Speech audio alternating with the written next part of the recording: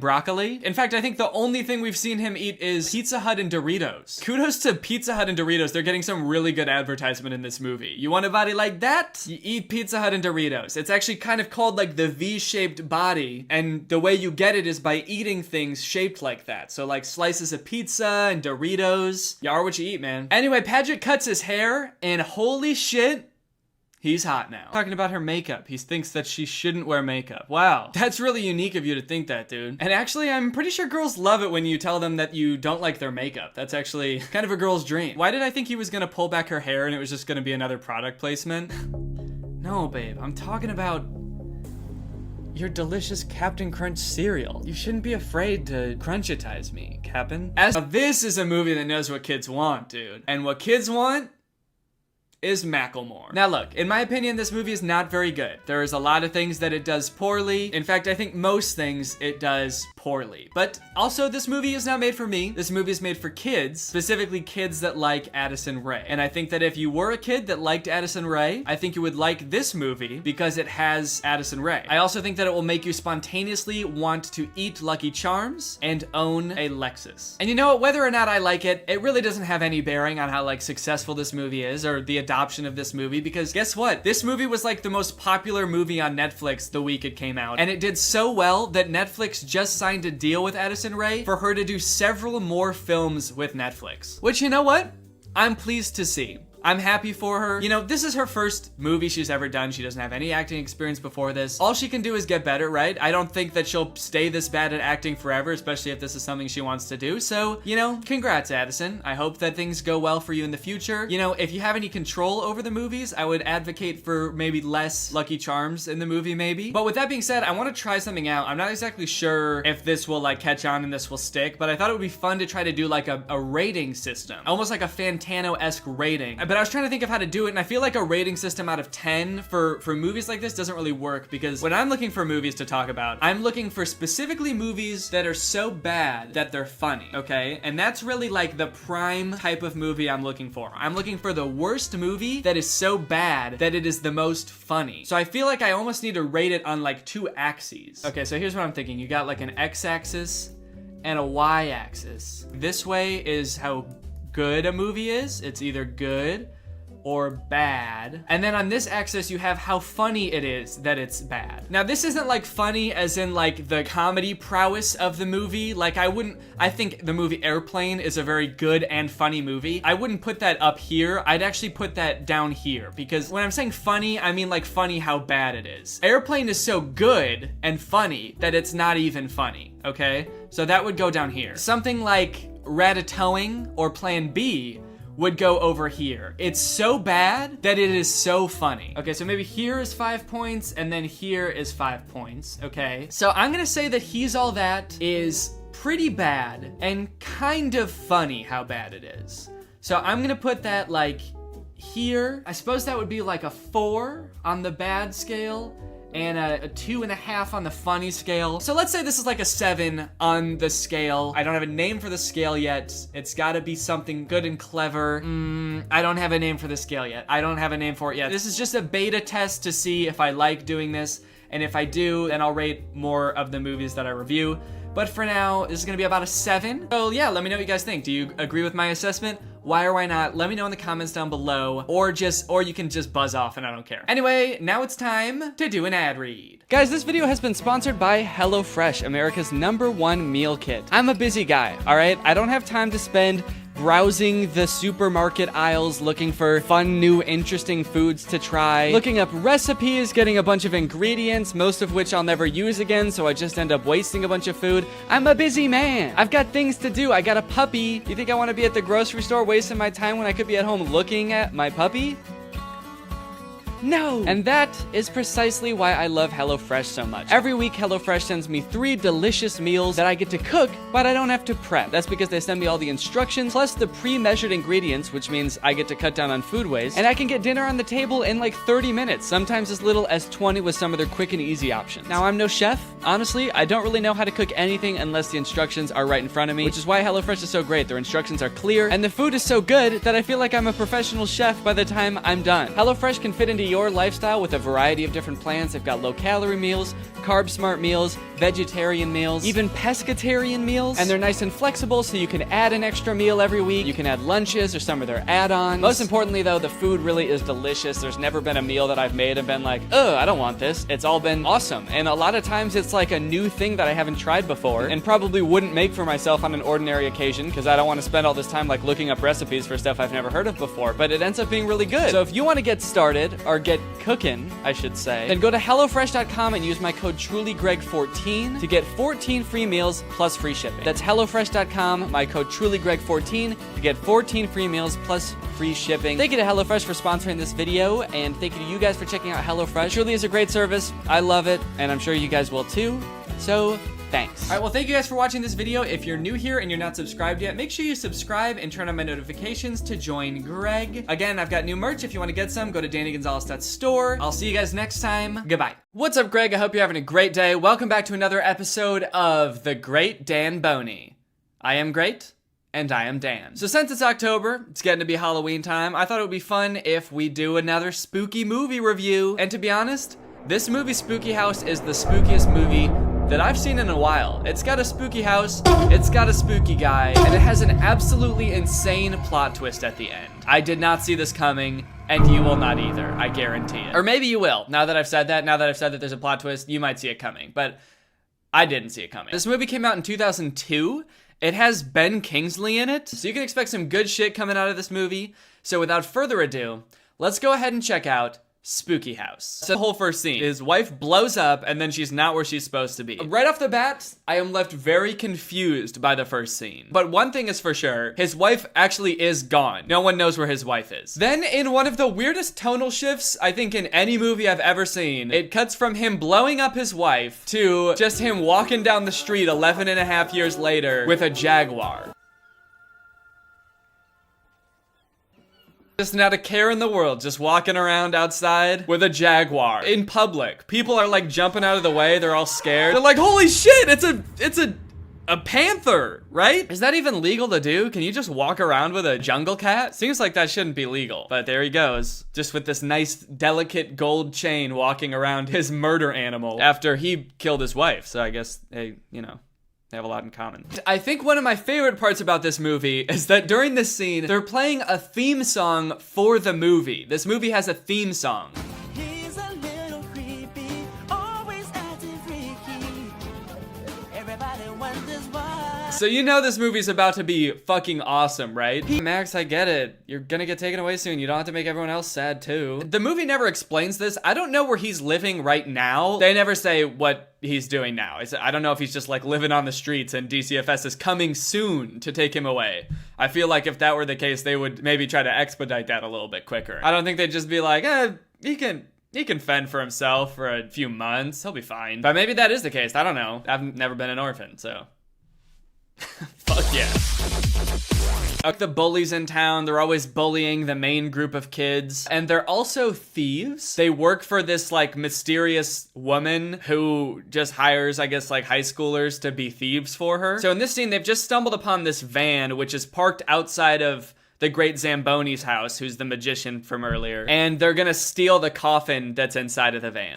So one thing that's weird about this movie is that the kids seem to own a houseboat. There's lots of scenes where they're just like hanging out in this colorful kid zone that's just a houseboat. It's just docked at a pier, and this is just like the clubhouse where they hang out. So I don't know how this group of kids got together, one of whom is an orphan, got together and like bought property, but I mean, shit, props to them for doing that. That's pretty tight. And if I was a kid and I saw this movie, I would be extremely jealous of this clubhouse. Oh, they also have a pet goat. One of the girls in the group of kids has a pet goat, and her name is Princess. The movie starts to pick up when Max and his friends are walking the goat one day, and the bullies come and steal their goat. And then the goat kind of gets away and runs off, and the kids have to go find it. And eventually they do find it, but right as it's running into the spooky house, it jumps through the window of the basement of the great Zamboni's house. Okay, wow. That's the brightest laptop in the world. Look at how it's emitting light. It's in like a straight beam, like a spotlight. If a laptop was as bright as a flashlight, then wouldn't looking at it feel like staring into a flashlight? Why would a laptop ever be that bright? Especially one in 2002 when this movie came out, they got that new retina display. The type of display that burns your retinas. Okay, so they're in the house and they're looking for the goat. Somehow they end up, I don't know how the goat could possibly be up there. Spoiler alert, it is somehow. So now they're walking around the spooky house. Weird stuff is going on, like this creepy cuckoo clock. He's loving the fact that these kids are like getting horrified in his house. Like there's one part where Max gets his head stuck in this like spider thing. He's stuck in there and then he scares the other kid. Then that kid runs away and gets stuck inside the couch. Then lightning strikes. Like sped up the footage here and it's like pretty creepy looking. Just the way she's flailing around in this bucket, dude. It's so creepy. His little eyes are just peeping through paintings and stuff. He's just kind of watching them. Like, oh yeah, these kids are so fucking scared. I got these kids so scared. Yeah. So they find the goat. They're still walking around his house though, and a great Zamboni comes out of it. But that part's weird. After Max and his friends were basically like traumatized in this house of horrors, Max is like, I think I want to live here. This would be a great place for a kid to live. If only you knew like an orphan or anything that needs a house. Isn't this house horrifying? He like switches to wanting to live there so fast. The next day, the kids do some research about the great Zamboni. They find some articles that make it look like people really do think that he killed his wife. So this article says, magician's wife vanishes mid-air. Alexander York, the great Zamboni, a renowned magician and master illusionist, has been arrested for the disappearance of his wife, Dawn Star. So he was at the very least arrested. Magician swears he loved his wife. Oh, spectacular trial ends in hung jury. I like that the headline is, magician swears he loved his wife. Like that is the only evidence they need. Your Honor, I love my wife. And the jurors are like, well, that's it. I mean, it doesn't matter that all the evidence points to him killing his wife, right? Because he says he loved her, so he's innocent. Your Honor, we find the defendant innocent. The only thing this man is guilty of is loving his wife. Fucked up. It kind of seems like they're really going insane in there. Why does the great Zamboni even have this room in his house? Is there a practical use of this room aside from torturing people? Okay, so that all gets solved, and now we're at the end of the movie, the resolution, where everything's gonna be made right. The great Zamboni decides to come back to the world of magic after being gone for so long. I kind of figured that he was gone because no one wanted to come see him anymore because they all thought he killed his wife, so I don't know why that has changed, but he decides that he wants to do magic again. For some reason, people now want to come see him again. So he does this trick where he says he needs a volunteer. He picks Max out of the crowd as a volunteer, which is kind of sweet. And then he does this trick where Max gets in one of these rockets, and his Jaguar gets in the other rocket, and then they spin around a bunch, and then Max actually, dude, what? Huh? What? Dude, explain that. No. Please explain this to me, someone. I do not understand this at all. The Jaguar, the whole time, was Dawn Star, his wife. I'm so confused about how and why that is. First off, the whole movie, they make it seem like this dude isn't really magic. There's no actual magic in this movie. It's all sleight of hand. Like, all the things in his house are just like, you know, things popping out. All of his magic are very basic sleight of hand tricks. I guess except for the one where he turns into glass and shatters. That one is pretty weird. They make it seem like it's all within the realm of possibility. And then all of a sudden they come in with this shit where the Jaguar's been like a shape-shifting woman the whole time. But that's not the only confusing part, because why? Why did that happen? I have to assume that the great Zamboni didn't know that Dawn Star was the Jaguar, because for the whole movie, he treats it like a Jaguar. It shows him at home by themselves. He doesn't transform back into a woman when they're alone. He even calls her Shadow when they're alone. There's one time in the movie where he's like, well, Shadow, it's just you and me in the house. Just you and me, Shadow. That only leads me to believe that Dawn Star became a Jaguar, like disappeared and became a Jaguar on purpose just to fuck with the great Zamboni. And if that's the case, then it's probably because right before all this happened, the great Zamboni said, I hate children. And so to punish him, Dawn Star decided to turn into a Jaguar for 11.5 years. Until, I guess, the great Zamboni decided that he doesn't hate children anymore. If it took longer than that, maybe she would have stayed a Jaguar forever, I don't know. This whole part is so vague. It's so hard to tell if he knew that she was a Jaguar or not. His facial expressions are very vague, and they don't ever even do like close-ups of his face so you can get a better look. And the collar flies up into space and creates a new constellation of stars, so that's that's its whole other thing. And then the credits roll. That's the whole ending of the movie. There's no explanation of literally anything that happened in the movie. The only kind of explanation is that, like, well, it was magic. So that's just what happens when there's magic around. Weird stuff. You can't explain it. Sometimes people just turn into jaguars. Anyway,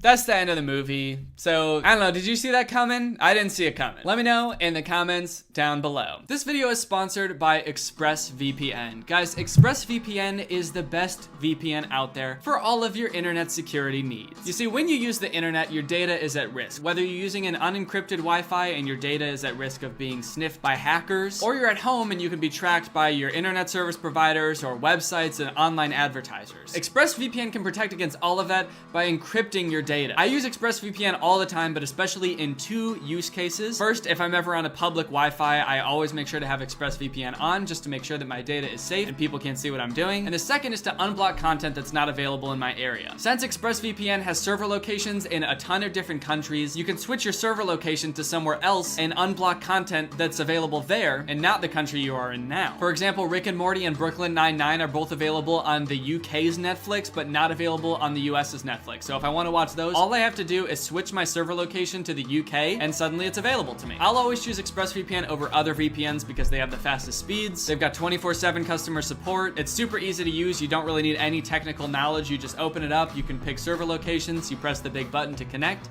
and you're connected. And on top of that, ExpressVPN is consistently rated the #1 VPN by a bunch of different sources. It's been rated #1 by TechRadar, CNET, The Verge, and many more. So if you want to find out how you can get 3 months of ExpressVPN for free, then click the link in the description. That's expressvpn.com/Danny Gonzalez. That's expressvpn.com/Danny Gonzalez. Thanks to ExpressVPN for sponsoring this video, and thank you to you guys for checking out ExpressVPN. When you check out my sponsors, it helps me get more in the future, so I really do appreciate it when you guys check out my sponsors. And ExpressVPN's a great service, so I know if you're looking for a VPN, you will love ExpressVPN. Alright guys, well that's it for this video. I hope you liked it. I hope you like my new little setup here. I finally changed it. So hopefully this doesn't look like shit. The Greg is finally off the floor, and honestly, we're vibing. So if you like this video and you're not subscribed yet, make sure you subscribe and turn on my notifications to join Greg. We are the fastest growing army on YouTube. Please do not look that up. You're just gonna have to trust me. That's what Gregs do. They trust me. Anyway, bye. This video is over now. Go find something else to watch, or just watch this video. I know we had a lot of fun. But you can't stay on this end screen forever. No. This video is over now.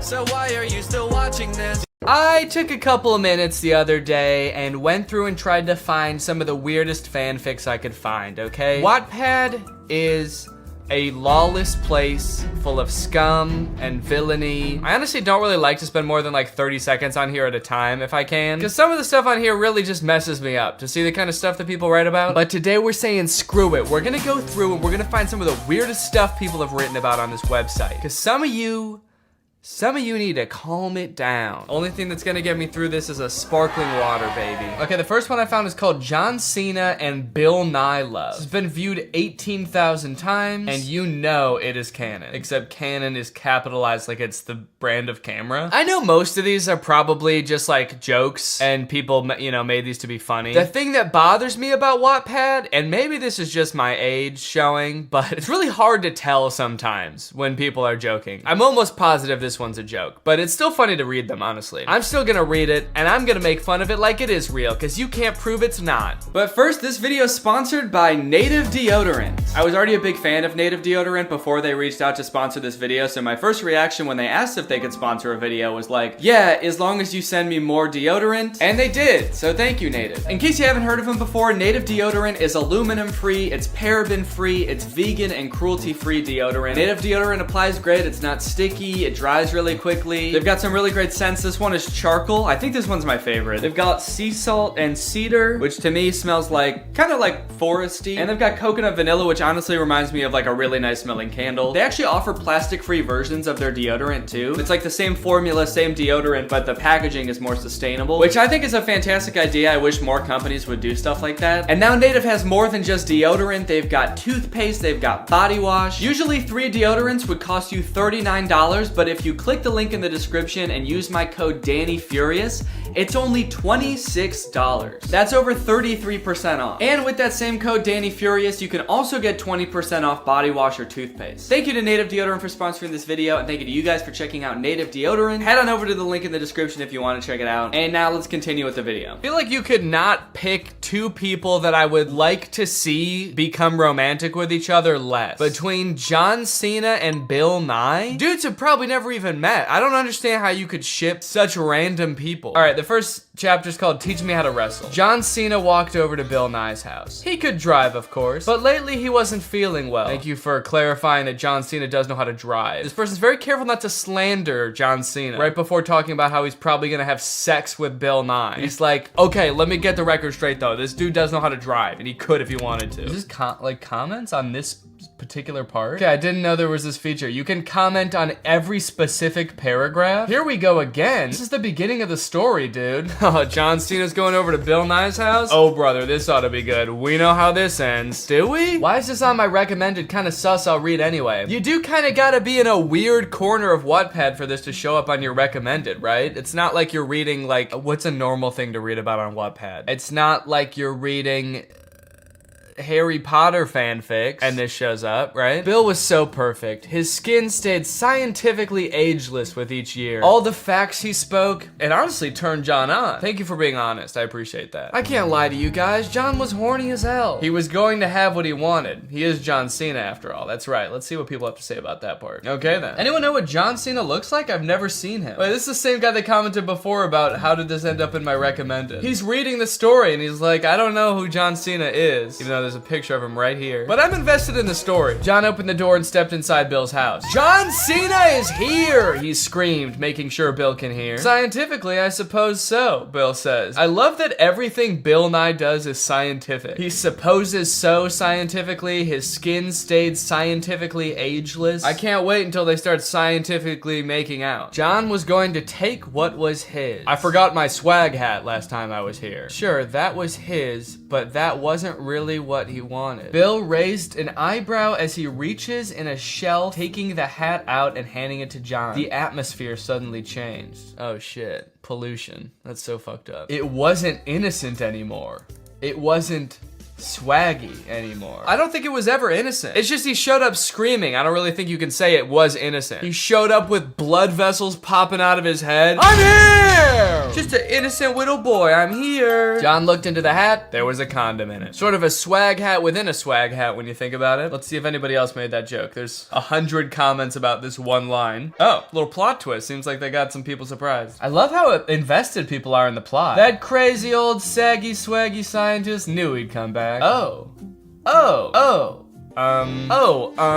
that just happened. Bill winked. Suddenly, John's right muscles made him want to do some biology. His right muscles? Is that like all the muscles on the right side of his body or like the correct muscles? Teach me how to wrestle, Bill said. Wait, so the last spoken thing was, I forgot my hat last time I was here. So in complete silence, Bill goes and gets his hat, gives it to John. They look inside. It's a condom. Bill looks up and says, teach me how to wrestle now. Later, they made love to John Cena's theme song on repeat. Later? What happened right after this? Teach me how to wrestle. And then they wrestled for a while.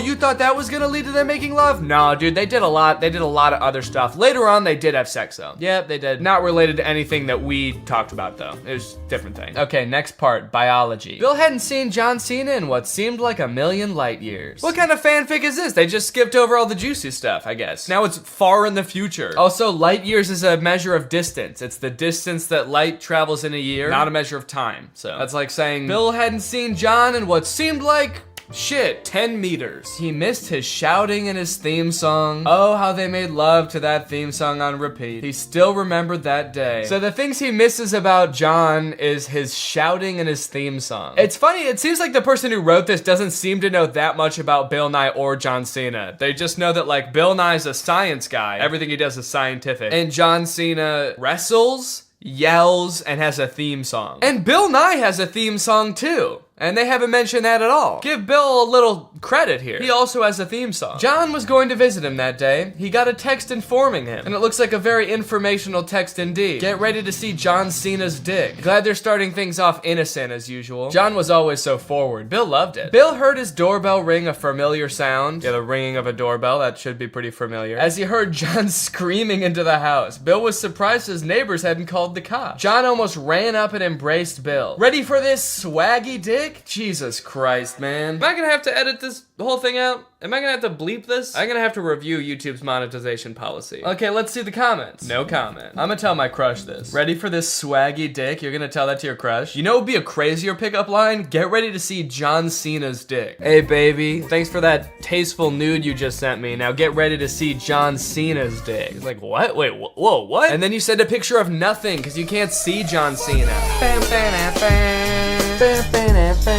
1 minute and we can do some biology, Bill said as he walked over to the stereo and played John Cena's theme song. Okay, this chapter's like a carbon copy of the first chapter. John Cena bursts in loudly. They talk, and then they make love to the theme song on repeat. They made love to the theme song on repeat for a second time. Is the next one gonna be the exact same thing? To be continued. Bro, that was the end? It's just 2 chapters of the exact same thing happening twice? I feel so cheated right now. Last updated in 2016. This is a tragedy. Shawty, it's been 6 years. Shawty, please come back. I have to know what happens next. I have a couple of pretty good educated guesses, but I'd really like to know for sure. All right, shit, well, I guess that was that whole story. You know what? I feel like we're just gonna end it there. That was a little bit too much. All right, well, thanks for watching, guys. Keep it real, stay safe, and most importantly, keep it real. I'll see you guys next time. Okay, 2 quick things before this video starts. First off, we had a baby. In September, we had a baby boy. He's doing great. Everything's going great. He's really healthy. He's growing really good. Thank you guys for all the well wishes on Instagram and everything too. That's meant a lot. It's been really good to just take the past like month and a half off to just spend time with him and Laura. And everything's going great. And then the second thing is I have squishy bones.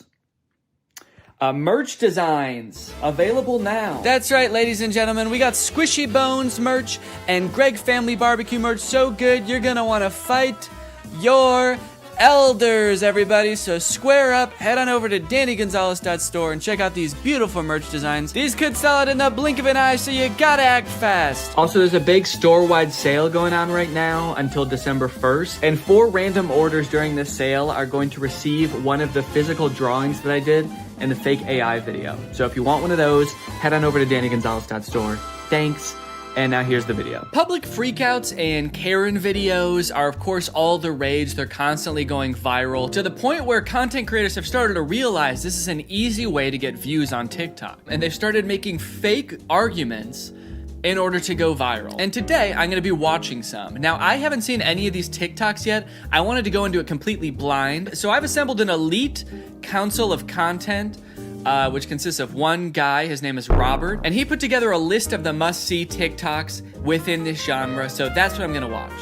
You can see how much work it was and why I should be getting a tip because of how much work this was. No, you don't deserve a tip. You certainly don't. Why do Okay, so delivery driver refuses to give items back without a tip. I'll give him this.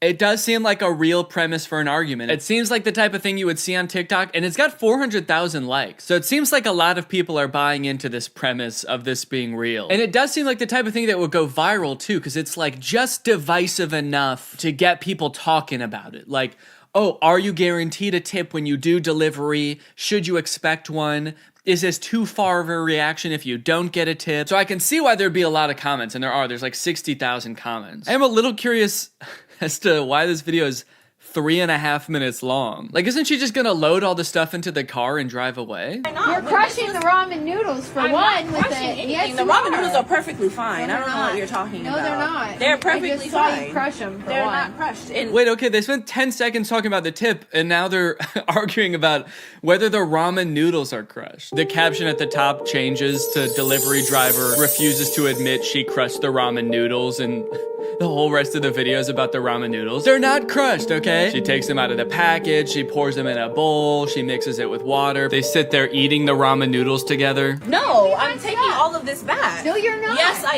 am. No, you guys can get your refund, and another delivery driver can deal with you guys. Now, on one hand, it's like, okay, you should for sure tip her. You know, I don't know what delivery drivers get paid, but I know that this whole gig economy thing is not really good for workers. So yeah, tip your delivery driver. I do think it's a funny plan to be like, no, I'm gonna take the food back to the store and you're gonna have to deal with a different delivery driver. Cause it's almost like she's now she knows that they don't tip and she's like, I'm gonna make someone else not get tipped by you. There probably is a better way to go about it, like trying to get them banned from the app or something instead of being like, we're gonna do this twice now. You're gonna do the same thing you just did to me to somebody else. Okay, so this argument just goes on and on for 3 minutes and 30 seconds. I'm curious if this goes anywhere or if this is just an improv scene of them saying the same thing over and over for 3.5 minutes. How crazy would it be if I skipped like 3 minutes into the video and it does escalate? It's like this woman like bashing the other woman's head into the car. The food is gone. Something happens in between where we just were and where we are now, where somebody else comes into the scene and steals the food. I need a little bit of development to justify it being this long. Groceries, taking them back to the store, and then I'm gonna get you fired. Go ahead. Because you stole my groceries, and then I'm gonna call cops. Okay, yeah, so it's just the same thing over and over. I feel for these actors having to improv for this long. The director probably gave them a prompt of like, you didn't tip her? Action. And they just have to make shit up for 3.5 minutes, which I don't think I would be able to do, honestly. That's tough. I hope the director tipped both of these actors, because if not, like the next video is them three arguing with the director. We're taking the video back to the, or we're gonna delete the video. No tipping after I broke my back is insane. I save lives all day. I've never gotten a tip. Wrong career, apparently. What? What does this person do for a living? I can't tell if they're actually complaining about not having gotten a tip as like a doctor or if they just don't want other people to get tips. Because it's one of the two. You can't really argue that it's not. This person's a full-on brain surgeon and wishes they could bring one of those little cashier things with the touchscreen into the operating room. Someone responded, you make bank, you don't need no damn tip. And they said, why? I thought tips were mandatory according to this chick. You can't be biased now. No, we are being biased. They're mandatory when people don't make enough money to support themselves without tips. That's the bias. Okay, this person's username is Wicked Witch. Is this a real witch? Okay, is that how you save people's lives? Do you cast spells? So it looks like if you go to this account, it's just all fake arguments. Like all they do all day is shoot fake scenarios where people get upset with each other. Usually it seems like they rent out a set for a day and film several videos there. Plane. And they even have the same actors, you know, for every video in that set because they have, you know, they have that set for the day. They have the actors for a day. Delivery driver throws tantrum over a tip. Okay, so we got the same premise.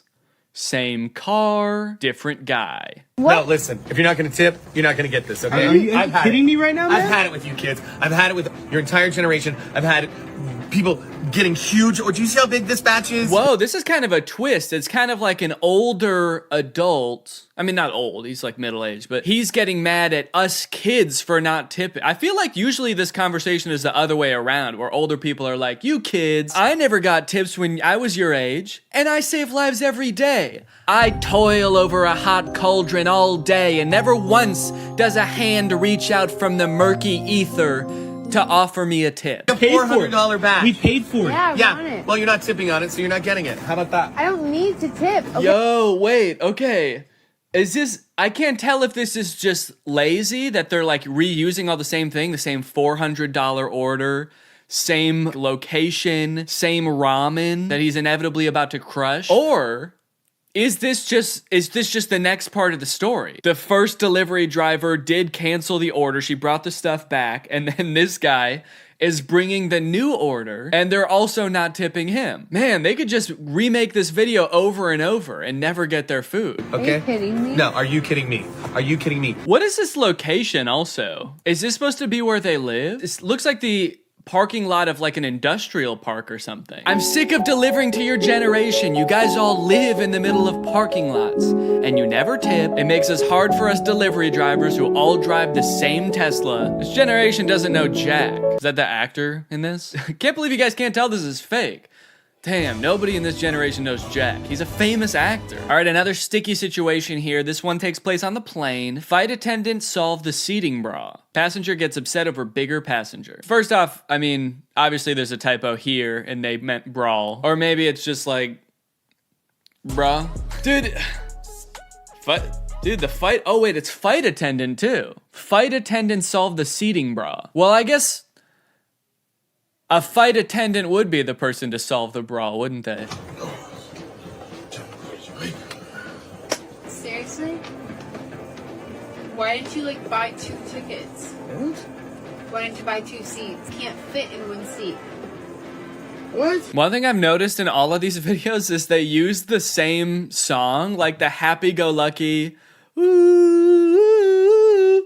song in all of them. I don't know if that really fits the vibe of the argument. Now, I know what the video is trying to imply. She's like, oh, this guy is too big and he's like impeding on my space on the plane. Clearly not a real plane also, by the way. The phrasing makes it seem like she's just mad that he's bigger than her. Passenger gets upset over bigger passenger. I thought I was gonna be the biggest person on the plane. Elephant in the cage, huh? Yeah. Okay, all right. Too big. Too big. Are you feeling a little claustrophobic? It kind of looked like they were making the plane shake a little bit up here. Like they're trying to make it look like they're in the air right now. I guess they're trying to add to the realism of the piece a little bit, but they're definitely not in the air right now. Because if they are, then where did that guy come from? Because then I would totally understand her concern, just being like, what the fuck? Did anyone just see him come into the plane? He came from outside. And also, this guy's too fucking big. He's bigger than me. I like at one point she just she runs out of things to say. 30 seconds into the video, by the way, which is not a good sign. And she just starts saying big, too big. Too big. Too big. Too big, huh? No. I'm asking a question. I'm sitting in my seat. No, you're sitting in my seat too because you're so big. Lose the weight now. Lose it right now. I gotta say, the quality of this one, I feel like dropped significantly from the first 2. And you know what? It's only got 13 likes because of it. It's crazy to put this much work into videos that get 13 likes. I guess the first one, maybe they go viral every once in a while, and so they just make a ton of videos, and, you know, 1 out of every 100 goes viral, but when it does, it, like, really pops off. I don't know, let's see. 88 views, 90 views, 30 views. Roll it down! Roll it down, man! Right now! Both windows, all the way! That music, man. You don't have to add music to a TikTok. It's an option. You don't have to do it every time. And the video, I swear, would still do just as well if you didn't. It would still get the 9 likes that it... You know, I'm just saying the music's not helping with the engagement, you know? Sorry. What are you thinking? What are you thinking right now? Nothing. Nothing. How old is she? How old is she? She's 6 months. She's 6 months old? Yes, sir. 6 months old? These videos are crazy for a number of reasons. The closest thing I can compare them to that already existed is like a Darman video, and while those are super corny, they are like kind of supposed to start a conversation, convey some sort of moral, like it's wrong to bully people because you'll instantly regret it. I don't really know if these videos do have any kind of moral. It's just 3 minutes of people arguing. Like, are they gonna come to an understanding at the end or anything? I'm very confused, and I'm pretty sure my partner seems pretty confused too. No, What you're saying makes no sense. No, it doesn't. It just ends with him being like, you're fucking crazy and you don't make any sense. Videos like this and content like this is the thing that I dislike the most about the internet. Content that's just supposed to make you mad. Like, people are supposed to see this and think it's real and get mad. That's the only purpose for it. And people engage with it because they're mad. I want to see this channel start documenting other fake things aside from arguments. Can we get some, like, miracles, maybe? I want to see people walking again for the first time ever. I want to see people walking on water, flying, being shot through a cannon. Anything aside from arguments. Entitled man throws a tantrum at the airport. No jackets! Everything in the gray bin! I don't know if I would call that entitled, dude. No jackets! I think that there's something very wrong with this man. He almost knocks over the whole table. Back in line. What do I have to do with her? She Help her out. I'm not fine with her. Now he's pretending like he didn't knock over her bags and he never even saw any bags there. I think that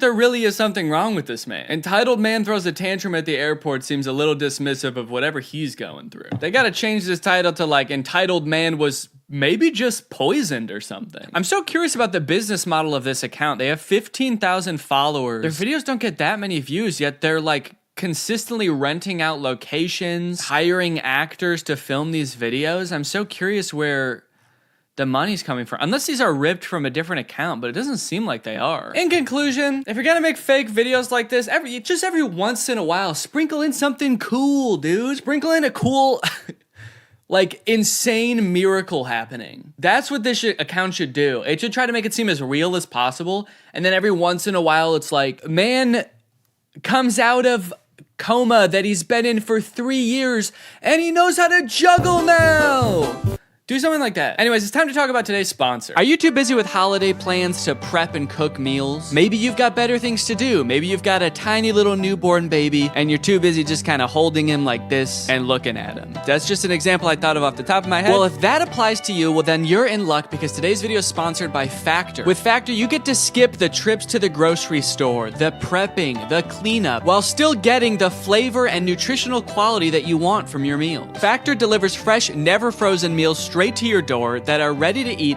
in 2 minutes. So all you have to do is heat and enjoy. And you can choose from over 35 weekly flavor-packed meals that support a healthy lifestyle and meet your meal preferences. I really like their Protein Plus options. They deliver 30 grams of protein or more per serving. Factor meals have made my life so much easier lately with the baby. Instead of stressing about like going somewhere to get lunch or cooking something, I can just take a Factor meal out of the fridge, put it in the microwave for 2 minutes, and then it's ready to eat. And the majority of the time, it's tastier than something I could make myself, and it's less expensive than something I would get going out. So it's really a win-win. Also helpful, they put vegetables in their meals, which I am not good at doing myself, so I'm definitely eating healthier with Factor. So head on over to factor75.com or click the link in the description and use code 2Danny50 to get 50% off your first box. That's factor75.com. Use my code 2Danny50 to get 50% off your first box. Thank you to Factor for sponsoring this video, and thank you to you guys for checking out Factor. All right, thanks for watching this video. I'll see you guys next time.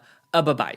Hey Greg, I accidentally uploaded this video yesterday, but it wasn't done and it wasn't ready to post yet, so I'm uploading it again today, so please watch it. Okay, thanks, bye. What's up, Greg? I hope you're all having a great day. Welcome back to my channel. This, of course, is another episode of Free Promotion, the show where I set out to make fun of bad Instagram ads, but in the process, accidentally give them a bunch of extra exposure. Also, as I've been saying in the last few videos, we're going on tour in all of these cities. Tickets are available now. We also just added more cities, so if you live near any of these cities and you want to get tickets, I would highly advise doing that soon. Tickets have sold out at some of the venues, so if you're planning on coming and you want to come, make sure you get your tickets soon. All right, guys, well, here we are again, back in the world of bad ads, or badads as I like to call them. There's an ad that I just got sent on Instagram that I think might be one of my favorite ads that I've ever seen. It's an Instagram story that's been popping up for people as an ad, and I think it's hilarious. So a long time ago, probably over a year ago, I made a video about as seen on TV commercials, and at the end of that video, I made like a parody commercial that was a seminar for screaming to learn how to scream. I thought, oh, that would be such a stupid product. Who would ever want to learn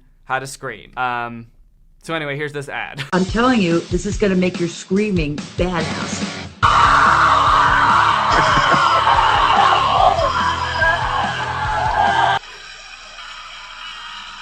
And that's the whole ad. These motherfuckers stole my idea. I came up with the screaming seminar. I came up with teaching how to scream. You can't take my joke idea and turn it into a real idea. It's not fair. So I'm a little confused what this is supposed to be for. Well, at first I was just confused because the scary lady was screaming at me. But then as I watched it, I realized it's like a tutorial on how to scream for screamo music. So it's basically like vocal lessons for people who want to do screamo music. It even has like, I don't know, testimonials, I guess, where it just shows people from all walks of life screaming, and that made sense to me. Granted, it didn't make it any less scary, but it made sense, because they all seem to be people in front of their computer or whatever as they're practicing, or maybe with headphones on, like they're screaming along to music. But then the last clip is like this mom in the car, and her daughter is in the backseat, and the mom just starts screaming, and the daughter's like, whoa, what the fuck is going on? What's wrong with my mom? So that doesn't really make it seem like it's like a how to scream in a musical sense. That makes it seem like it's like how to scare your daughter. So I guess that's the confusing part for me, is the whole thing makes it seem like it's like music lessons, like it's teaching you how to scream musically, but then at the very end, and it's like, and you can also prank your daughter. So if that wasn't enough reason, if you're not interested in screamo music, you can prank your daughter. Sign up now. I've seen a big surge of ads that use reverse psychology lately. Here's a weird one that someone sent me. It looks like it's an app that teaches you how to play the guitar, because you can hold up your iPad like a guitar and it gives you the notes and you can strum it. But the caption is, "This app will ruin your life." Like, what kind of weird reverse psychology is this? Are you warning me about your own app? What kind of marketing strategy is this? It's a bold marketing strategy for sure, convincing people that choosing your product will be the worst decision of their life. I just feel like learning guitar is something that pretty much everyone universally agrees is a good thing. I mean, sure, not everyone wants to learn guitar, but I think pretty much everyone could agree that like learning guitar is not a bad thing. I think we could all agree that there's plenty of positive aspects of learning the guitar that they could have used in this advertisement, instead of telling us that it was going to ruin our life. Like, if you learn guitar, you could be more fun at parties. You get to learn an instrument, become more musical. Maybe you could pick up girls, pick up boys. You could join a band. That would be fun. But no, instead this ad is just like, if you learn the guitar, your life will be ruined. This shit will tear your family apart. Your career will be in shambles and you'll be broke within a month. So go ahead and download the app, huh? Give it a download. Come on. How could this app even ruin your life? How does that even make sense? If you learn the guitar, people will think you're too cool. Everyone will want to hang out with you. You'll have no free time anymore. Girls will be throwing themselves at you. Boys will be throwing themselves at you. Everyone will be throwing themselves at you. You'll have bruises all over your body from people throwing themselves at you. Don't download this app. I actually have a conspiracy theory that this is an ad for a different app. It's an ad from a rival app that wants you to learn a different instrument, a rival instrument. Like the banjo. Like the next ad you see on Instagram is just a guy holding a banjo and he's like, "Hey, did you see the other ad earlier? Oh man, looks like the guitar's gonna ruin your life. You know, the banjo's a pretty fun instrument. I mean, sure, it's not very cool and no one will really appreciate it. You're not really gonna impress anyone, but hey, at least it's not gonna ruin your life, am I right? Go ahead and download my app. Only idiots can beat this game. Wait a minute, I'm an idiot. Finally, a game for me. Yay! Okay, let's take a look at this ad. It's for a game called Roller Splat. Swipe right, left, top, or bottom to move the ball. Download Roller Splat today. Text for your header.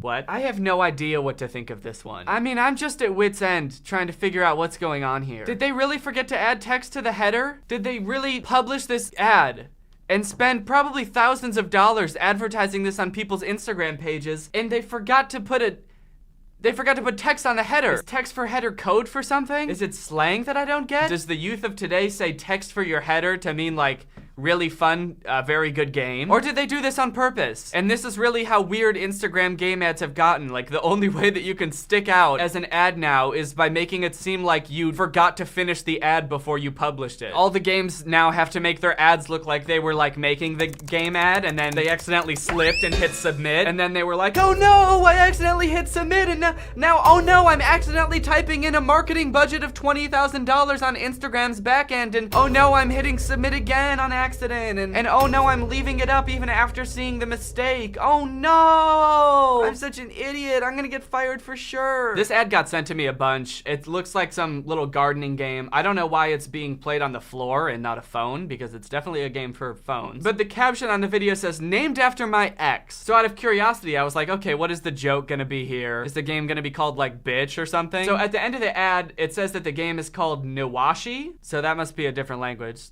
because I don't know what that means. But I want to find out the tea. I want to know what the person who made the ad for this app thinks about their ex. So let's Google it. All right, translate Niwashi to English. Are you ready to see what he thinks of his ex? Okay, it looks like Niwashi is Japanese for gardener.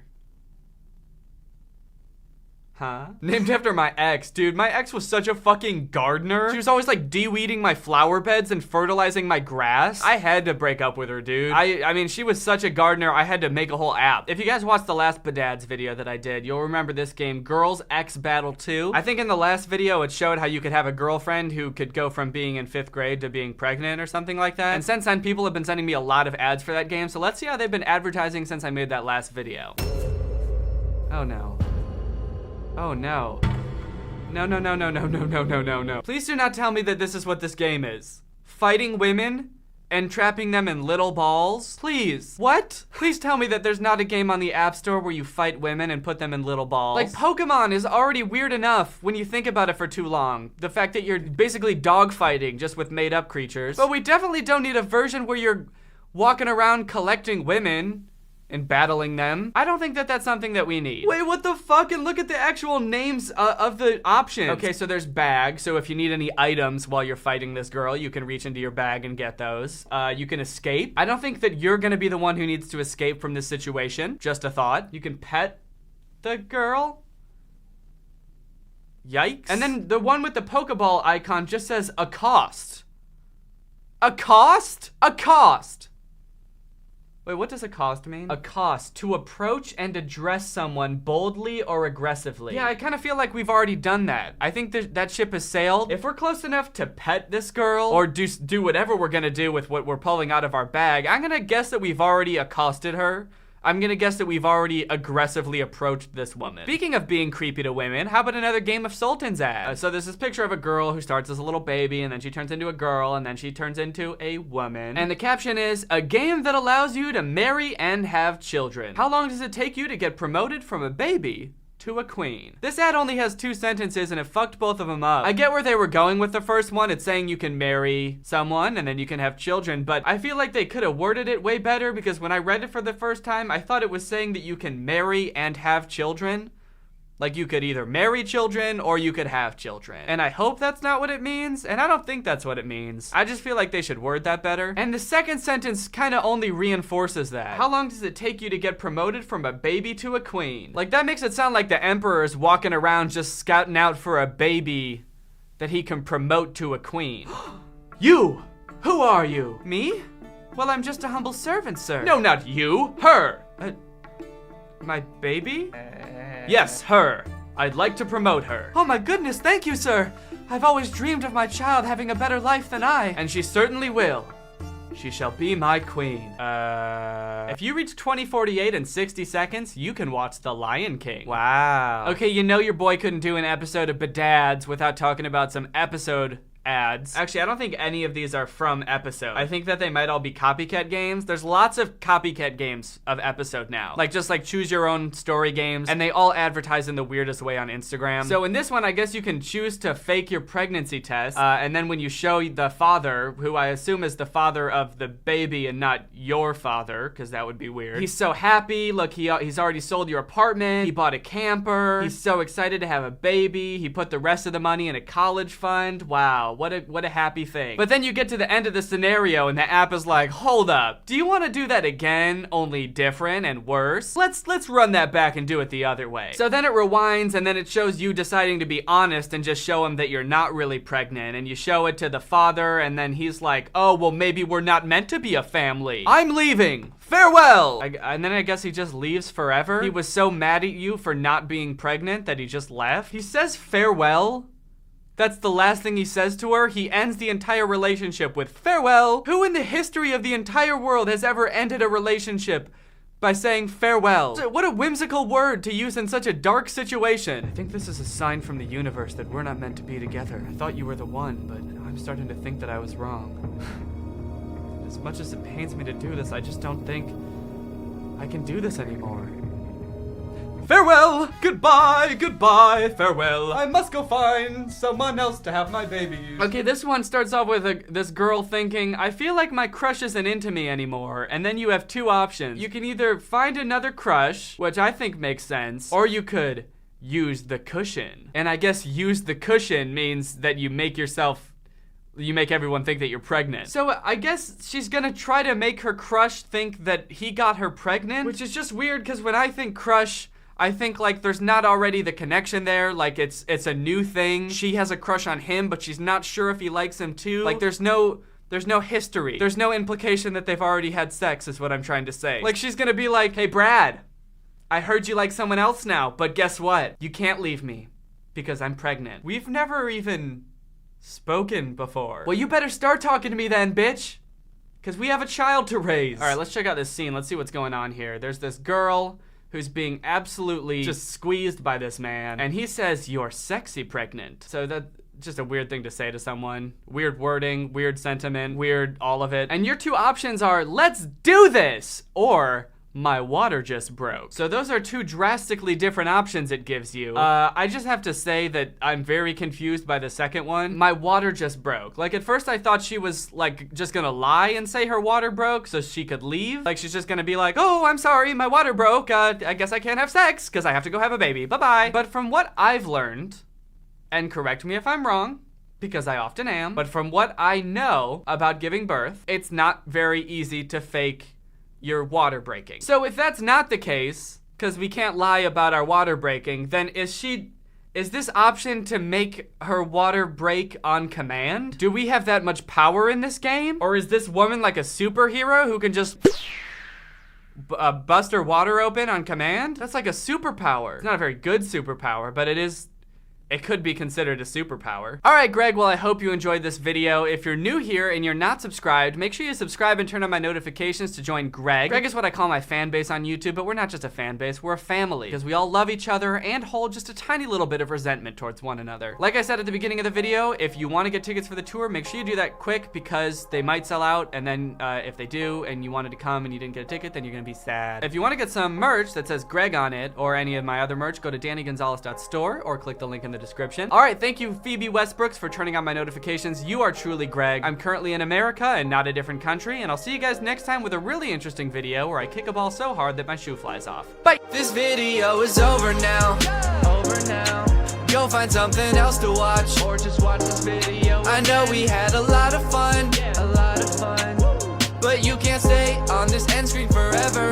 This video is over now. So why are you still watching this? Do you not have anything? Hi everyone, my name is Danny and I'm an addict. Hi Danny. I've been addicted to making videos about Jake Paul for about 3 months now. It started out just because he started making really bad music, but it's gotten worse. He just keeps doing ridiculous shit. And I feel like I can't stop making videos about him. Wait, you're just addicted to making videos about Jake Paul? Yeah, I know. It's awful. You know that's not like a real addiction, right, dude? What? Yeah, it is. I can't stop making videos about him. I would call that an addiction. I don't understand. If he keeps making ridiculous shit, why wouldn't you keep making videos about it? Well, I don't know. Dude, this support group is for people with real addictions. If you don't have one, you shouldn't be here. Oh, really? Real addictions. What are you addicted to? Heroin. And you? Heroin. And you? Wait, what's up with that guy? He's high on heroin. Okay, so just because I'm not addicted to heroin, that means I can't come hang out with you guys? No, dude, get out of here. Yeah, dude, you gotta go. Whoa, okay. Get out of here, go! Go, leave! All right. You gotta go. You gotta get out of here. Fine. Does anyone have any heroin? Get lost! Oh, it was just a dream. Obviously, that would never happen in real life. I'm not addicted to making Jake Paul videos. I'm addicted to heroin. I know that. Oh, it's morning. Which means it's December 1st. Which means it's Christmas! And welcome back to another episode of Jake Paul Done Made Me Cringe. Today is a very holly jolly episode, as you can see, because we've got a little guy back here. He's our little Christmas guy. So yesterday, Jake Paul released an entire Christmas album that's just a bunch of Christmas songs. I haven't listened to the whole thing yet because I'm never going to. But he did post one music video for one of his songs, which is called Litmus, featuring none other than Slim Jixme.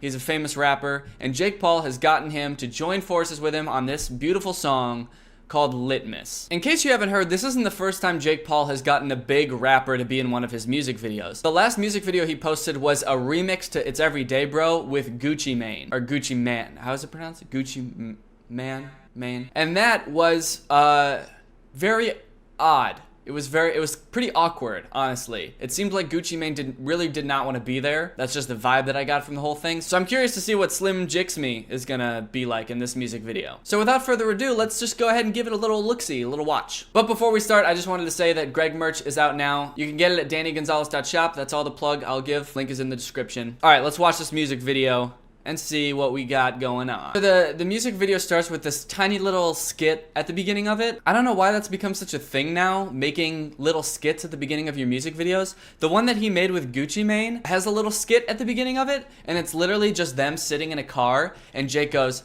"Hey, we should remix It's Everyday Bro," and Gucci Mane goes, "I'm down." and then the song starts. It's like, did that really add anything to the music video? Why not just make the song start? Like, yeah, obviously you're remixing it. It's Everyday Bro.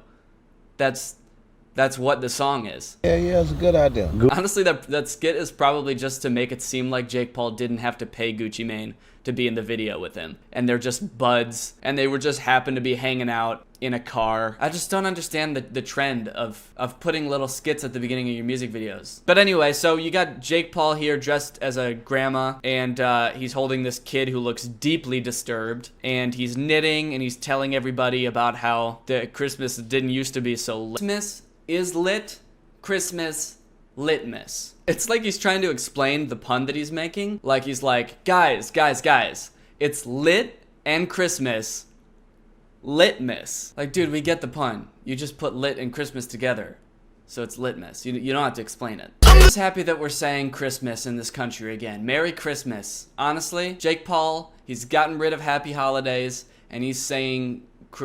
Well, he's actually saying litmus, but he's really bringing back the Christmas spirit, you know? The spirit of bitches and hoes and Lamborghinis, you know? I think that's really what the Christmas spirit was missing all this time. Slim Jixamy is. He's from Ray Shrimmered. They're a popular rap group. He's doing pretty good, honestly. I don't know how Jake Paul got him in the song. I can only assume that he, paid him. He probably doesn't even know who Jake Paul is. Lucky. I will admit, he's doing a much better job of acting like he wants to be there than Gucci Mane did. In that music video, he was just like so awkwardly in the background, like just kind of looking around and dancing the entire time. Also in the thumbnail for that video, Jake Paul made Gucci Mane as small as he possibly could in the thumbnail. Like he wasn't the big rapper in it. Like why would, if you got a huge rapper like Gucci Mane in your song, why wouldn't you make him bigger in the thumbnail? This is Claus and all the friends inside my swimming pool. Litmus, this Christmas, we breaking all the rules. Ooh, yeah, look at those dancers. I love me some good reindeer butt. And I'm sure his 12-year-old girl followers do too. They're like, oh yeah, get it. Yes. That's what's so weird about Jake Paul is I feel like there's this like huge disconnect for him where he doesn't know who his fans are. Even though every time he goes to a meet and greet, it's just like thousands of screaming little girls. But then he makes a music video like this where it's like, yeah, girls, shake that ass. It's Christmas. Let's do drugs. Woo! I don't understand who he thinks his demographic is. My birthday next week, so get ready for the litmus too. Hey. Oh shit, that nutcracker's going ham. God damn it. He's going nuts. I've never heard a rapper rap about having divorced parents like it was cool. Yeah, that's right, bitch. My parents are divorced. They had a really rough marriage and they couldn't make it work. I mean, I guess that's cool. Good for him, I guess. It's just weird. Cold in my stocking, so I bought myself a whip. Like I said, my Christmas is lit. I feel like this music video is gonna give me a seizure. What the fuck is going on? There's just like, they're just flashing lights into the lens and like everything is colorful. It's just, it's too much. I get that he wanted to go all out because that's just the Jake Paul thing, is just to do the most all the time. But it's just, I mean, a little bit of subtlety, dude, will go a long way. You don't have to dress girls up in reindeer and make them twerk for your video.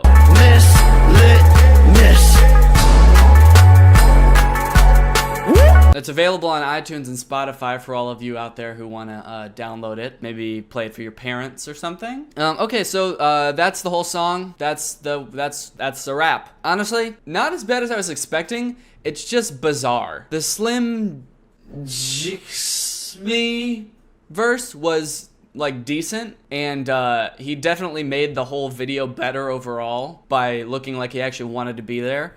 But I don't know, dude. Jake Paul rapping is just like, I don't think I'll ever be cool with it. Okay, guys, well, that's the end of the video. If you want to cop yourself some Greg merch, just hit the link in the description. Guys, if you don't know, Greg is our family here on YouTube. We're the fastest growing channel on YouTube. Don't look that up. If you want to join Greg, all you have to do is hit that subscribe button and turn on notifications. Thank you, Daniel Steven, for turning on notifications. You are truly Greg. I will see you guys next time. Bye-bye. Hey guys, before this video starts, I have a surprise announcement. I am doing a stand-up show on October 9th at Zany's in Rosemont, Illinois. I've done little bits of stand-up here and there over many years, but I've never really gotten into it until this year. At the beginning of the year, I've started going to open mics, doing little sets at other people's shows. I still don't have an hour of material yet because that takes a really long time to build up. I've got like 15 to 20 minutes. So I'm putting together a show with other Chicago comedian friends that I've met while doing this. So if you want to come, have some laughs, experience the Chicago comedy scene, then check out the link in the description. Get some tickets, and I'll see you guys there. All right, guys, I'm back with some of the most absurd clickbait on the internet. I had Robert scour the web once again for clickbait that I can't believe anyone actually falls for, quite frankly. I don't know who's clicking on this. The first example that Robert has in here is just Julia Roberts' husband gained 280 pounds and looks disgusting now. I'm looking at this man, I don't even know that he weighs 280 pounds altogether. In fact, Robert included a picture of him. He looks like he weighs as much as me.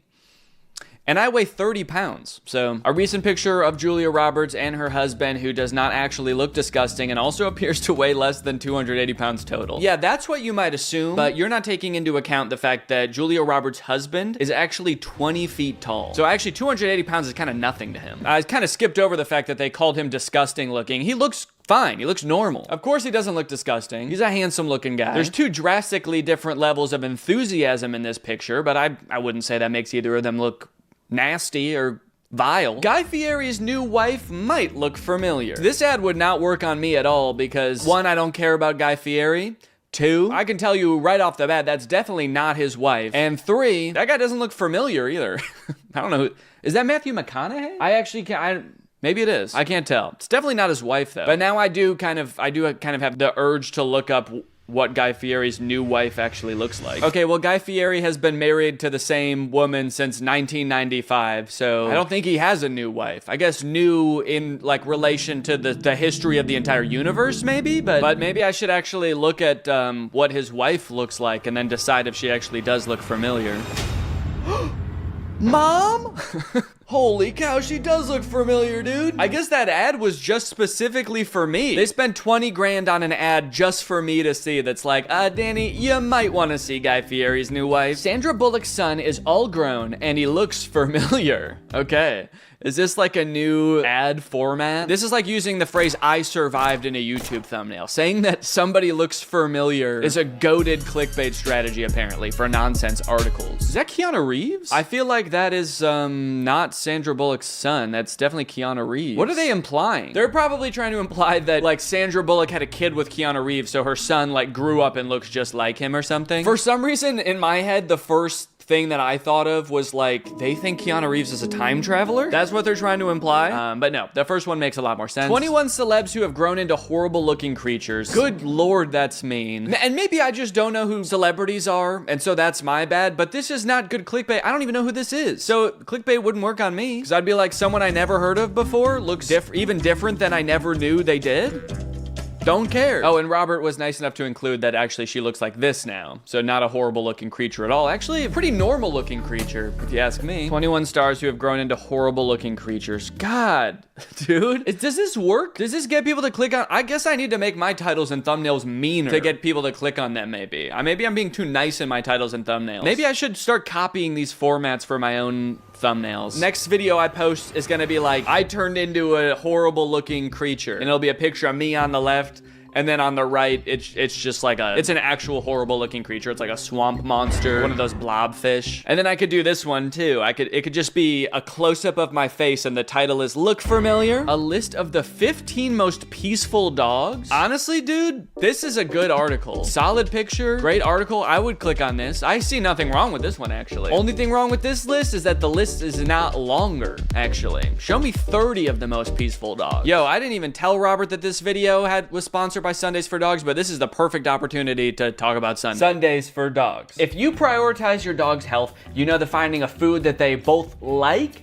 and is healthy can be a bit of a challenge. That's why I love Sundays for Dogs. Sundays for Dogs was founded by a vet, Dr. Tori, a seasoned veterinarian and parent who wanted to create a dog brand that prioritizes health over profit. They've got clean ingredients, no synthetics. This is the turkey recipe, and here it says on the bag, it's 86% turkey muscle and organs, 9% fruit and vegetables, 5% seeds and grains, and 0% fillers or synthetics. My dogs love Sundays. They gobble it down. They will even accept this as a treat. Like if I want them to do something like go sit on the couch or sit good and stay. They're like, we don't need treats, Daddy. We just want this stuff. And I think it's because of how good the ingredients are. Also, it's not all dry and crunchy like kibble. This stuff is air dried, so it has a much more pleasing texture for them to eat, but it also helps preserve the nutrition in the food better. I've looked into other healthy dog foods before, but the ones that require being refrigerated or frozen just seem like a little bit too much of a hassle for me. And this is just as healthy, and there's none of that hassle. You just scoop it like regular dog food. I've even noticed some changes in my dogs after switching them to Sundays. In particular, both of their coats have gotten softer just from switching their dog food, which can happen if you switch them to a healthier food. So if you want to try out Sundays, watch your dog fall in love and witness their transformation,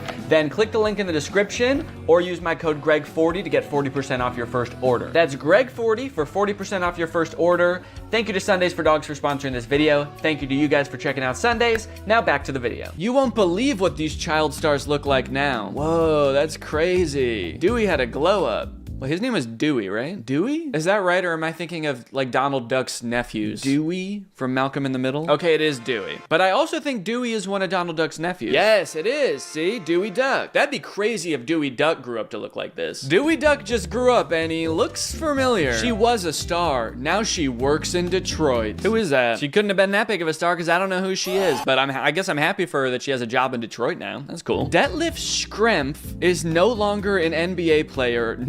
Not even close. That name is good enough clickbait on its own. Detlef Schrempf? There's no way that's a real person. If you made an article that was just called "There's a real guy named Detlef Schrempf," that would be enough for me to click on it, honestly. In fact, I need to look this guy up now. Also, I want to figure out what he is besides an NBA player. The Dewey Duck to Detlef Schrempf pipeline. Oh, he's a former professional basketball player, so we can confirm he's not a basketball player anymore. Now we got to figure out how far he is from that. What would be the furthest thing from a professional basketball player? I guess like a head of lettuce or something? It looks like he stopped playing for the NBA in 2001, so of course he's not an NBA player anymore. He's 62 years old. Wow, bro really fell off. I haven't seen him in a single NBA game lately. That's crazy. Now it looks like he mostly just works on his charity, the Detlef Schrempf Foundation. And in 2012, he won the Paul Allen Award for Citizenship, and he raised about $10 million for children charities in the Pacific Northwest, so that's great. Good for him. And is the implication that like after you retire from the NBA, you should at least do something pretty close to being an NBA player, like at least join a professional soccer team or something? Horse keeps hugging pregnant woman. When doctor looks at ultrasound, he calls the police. Calls the police on who? Is he are they implying that the baby's a horse? So then he's calling the police on the horse or on the, I guess maybe on the woman?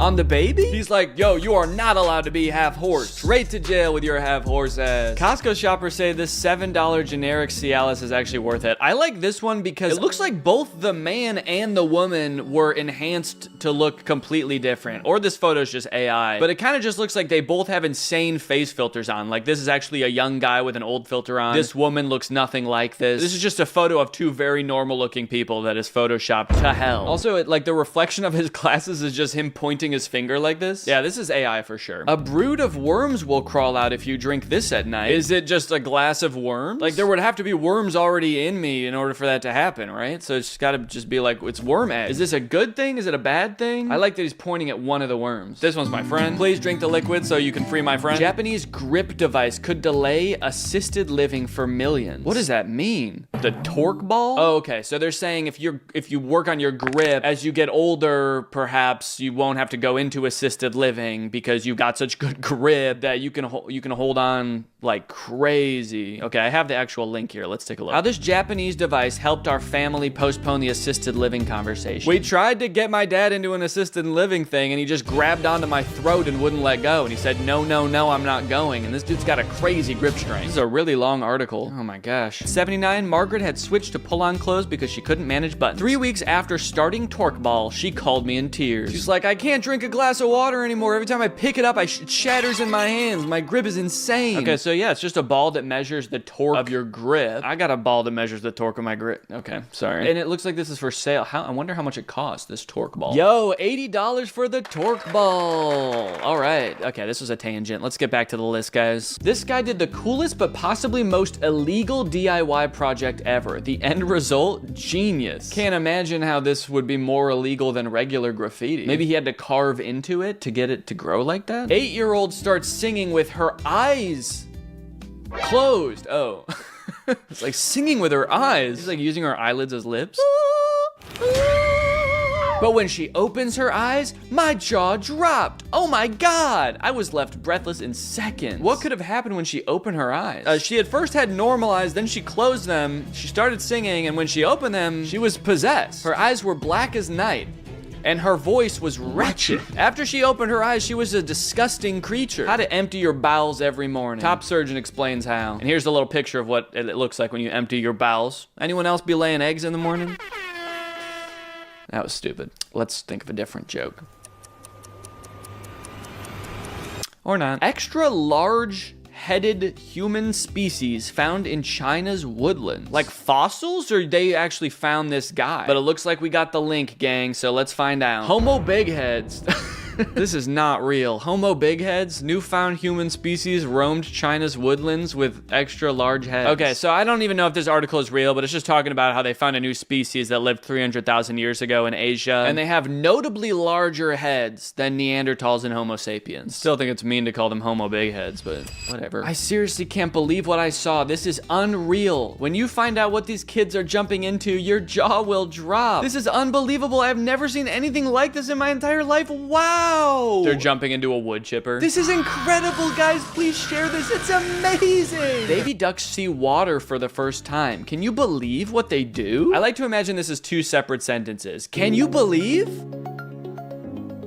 what they do? Just looks like they're drinking. There's no way this is their first time seeing water. They need water to survive. I mean, like, were they just born 9 seconds ago? I guess maybe their first time seeing a large enough body to swim in. I bet they're gonna swim. Maybe these kids are jumping into this tiny bucket of water. A Shane Dawson one, meeting a blind person awkward. So you're telling me you can't even see? That's crazy. This has 14 million views. I do think out of all these, I should copy some of these for my YouTube channel. You won't believe what I'm jumping into. Just a picture of me that says Homo Big Head. 15 most peaceful dogs, and the thumbnail's just a picture of me sleeping. All right, well, thanks for watching this video, guys. I'll see you next time. Bye-bye. I recreated every single step from Squid. Curtis? Hello. Hey. You're probably wondering why I've called you here, aren't you? You said you wanted to make a video. Well, yeah, but that's only half the reason that I called you here. That's right. The other half is that, honestly, Curtis, I'm worried about you. I don't know if you've seen lately, but it's getting pretty dangerous out there. The world is a dangerous place. Yeah. Oh, yeah. Yeah, a plane just flew into that building. Oh my God. Right on cue. Did you do that? Exhibit A? No. Look, crime rates going up through the roof. Murder. Death? Did you know every person dies now? Point is, Curtis, there's people out there who are trying to hurt you. They're trying to kill you, Curtis. Me? Yes, you specifically. What'd I do? You're just, I don't know, how do I say this? Has anyone ever told you that you're an easy target before? Huh? See, yep, that's exactly what I'm talking about, Curtis. The headphones, the texting, the hands in your pockets. If I started attacking you right now, you wouldn't even be able to defend yourself, man. Your hands are all busy. Not to mention, you're not even wearing shoes. Good luck running away. I was being polite. There's nothing polite about getting murdered, Curtis. Attack me, see what happens. How's that? What the fuck? Exactly, like I said. How? It's not all bad, all right? I have found a YouTube account that specializes in self-defense advice just for people like you. For easy targets. Okay, so you're gonna teach me how to not be such an easy target. Not only that, Curtis, I'm gonna teach you how to defend yourself from everyday life situations that we all encounter. Like another plank crash that you just like another getting mugged, getting stabbed. You're getting out of your car and some guy runs up behind you and just starts punching you in the back of the head. Yeah. This happens to you all the time. Yes, yeah, just all those happened this morning. But today, we're gonna fight back. That hurt? Come on, you could not have just hurt yourself like that. Why'd you do that to me? You did that. How could you? We were friends, man. This is worse than I thought. I'm a lost cause. Let's get into the video. So this is the self-defense guy we're gonna be watching. His name is Self-Defense Goat. Damn. Okay. No one's ever hurt him. This has a lot of enemies, I guess, though. Seems like Yeah, people that's are always true. Trying. I think he's just an idiot, putting himself in really dangerous situations all the time. Well, let's see what happens if this guy pulls a yellow gun on you. Give me your money. Yo, man, yo, take it. Yo, man, yo. Yo, man, yo. Someone pulls a gun on you, yo. Take it. Here. I got nothing else. I got no phone, I got nothing. I got family, man. You gave him everything. He still got that gun pointed at you. See, that line makes it sound like they know each other, Right. and they've been like friends for so long. You helped him move, you helped him get through a tough breakup. You've given him everything you got, man. And he still wants to shoot you in the head. When he was at his lowest, you were there. If I was his family, I'd be pretty upset because he was like, I got nothing. I got family. but That is crazy. Also, the way he says, take it. It sounds like he's mugging him now. He pulls a gun, take it, take all of it. Okay. Who's doing the mugging here? Your goal is to get as close to the weapon as possible. Ideally, he's even pointing at your head trying to scare you. Sorry. Ideally, he's pointing a gun at your head. Maybe it's easier to grab it when it's, as far away from your hands as possible. Way up here. Yeah. Maybe you like bite it. Yeah, maybe that's what he's about to do. Maybe it's because getting mugged is so scary that he just wants to be put out of his misery as quickly as possible. Yeah, I want this to be done immediately. Ideally, you're facing the other way looking out at a beautiful sunset, and he's got the gun pressed right up against the back of your skull. Taking one final breath. So I'm going to turn out of the way, 2 hands on the weapon right away, pull it into your chest, rip it off. And you shoot yourself. Take the power out of his hands. Yeah. Just get out of the way, back, hands. Pull it into your chest. He said rip it off. He rips off his hand. His tutorial is like, how to stop a mugger is just talk to a unimaginary cameraman and be like, no, this is what would happen if you're mugging someone. Yeah. So I feel like that would kind of mess with their heads. Yeah, wait, pretend to be mugging me right now. Okay. Give me your fucking money right now. I gave him everything. Smash, tap, rack, and go if need be. Yeah, so I mean that's pretty much just the classic smash, tack rap. Smash, tack rap, go if need be. I guess that's his like YouTube ad-friendly way of saying then shoot him in the head. Yeah. And if need be, go. Yeah. What are you in jail for? I goed. I went. Yeah. This one is going to be really important for you because this is how not to be an easy target, okay? Okay. You got your no shoes on, you had your headphones on, hands in pockets. You're about to see just how dangerous that is. Okay, wow. Dude, he stabbed him in the ass. What was that sound? I don't know. I think it was the guy screaming. Wouldn't it be crazy if that was the whole video? Well, look at Mr. Karate Kid. That is a pretty sweet hoodie, though. Look how easy he's going to be to murder and take his phone. Sunglasses on, huge headphones, hoodie I could just rip him down with. Oh, you're mine, buddy. Okay, well, he didn't even do it, though. He's just talking, you're just imagining it. Oh, you're mine, buddy. He's already You're gone. dead.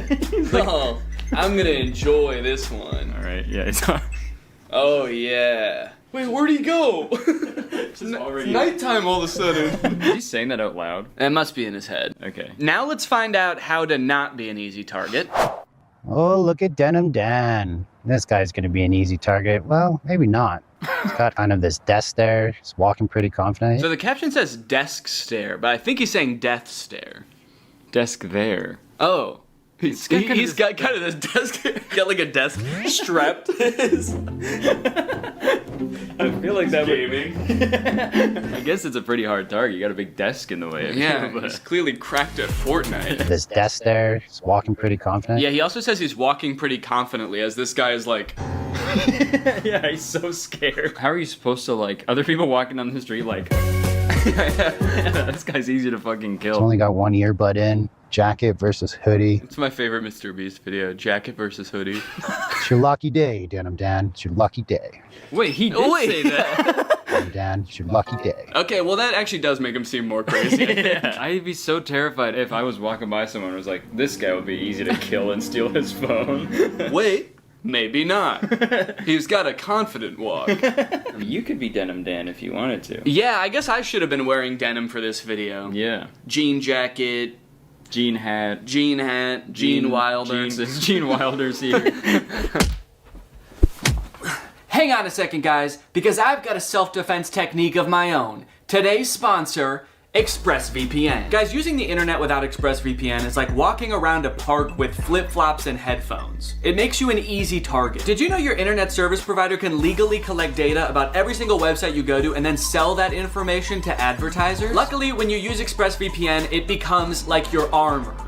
Your gene armor. Your internet service provider can't see your activity. Your identity is anonymous thanks to a secure VPN server. And your data is encrypted for maximum self-defense. It's super easy to use as well. You can connect with just one click. Here I am changing my location to Canada. That way I can watch The Office on Netflix. It's not available here in the US, but it is in Canada. And you can do this with a bunch of streaming services and shows. It's sick. It works on your phone, on your laptop, even routers. That way you are always protected. I don't want to miss out on content that's not available in my area, and I also don't want anyone spying on me, especially not my internet service provider. That's why I use ExpressVPN. To find out how you can get 3 months for free by scanning the QR code on the screen right now, or clicking the link in the description, or going to expressvpn.com/Danny Gonzalez. That's 3 months for free by scanning this QR code or clicking the link. Thanks to ExpressVPN for sponsoring this video, and now let's get back into it. Now this is an instant that people actually do encounter somewhat often as road rage. Yeah, people get that a lot from me. Yeah. So what kind of stuff do you do? Just sort of like tailgating people? Yeah, I have usually probably 4 to 6 full cartons of eggs in my car at all times. Oh, you just throw eggs? And I just kind of, yeah. Egg people on the highway? I just egg people on the highway. I egg them on.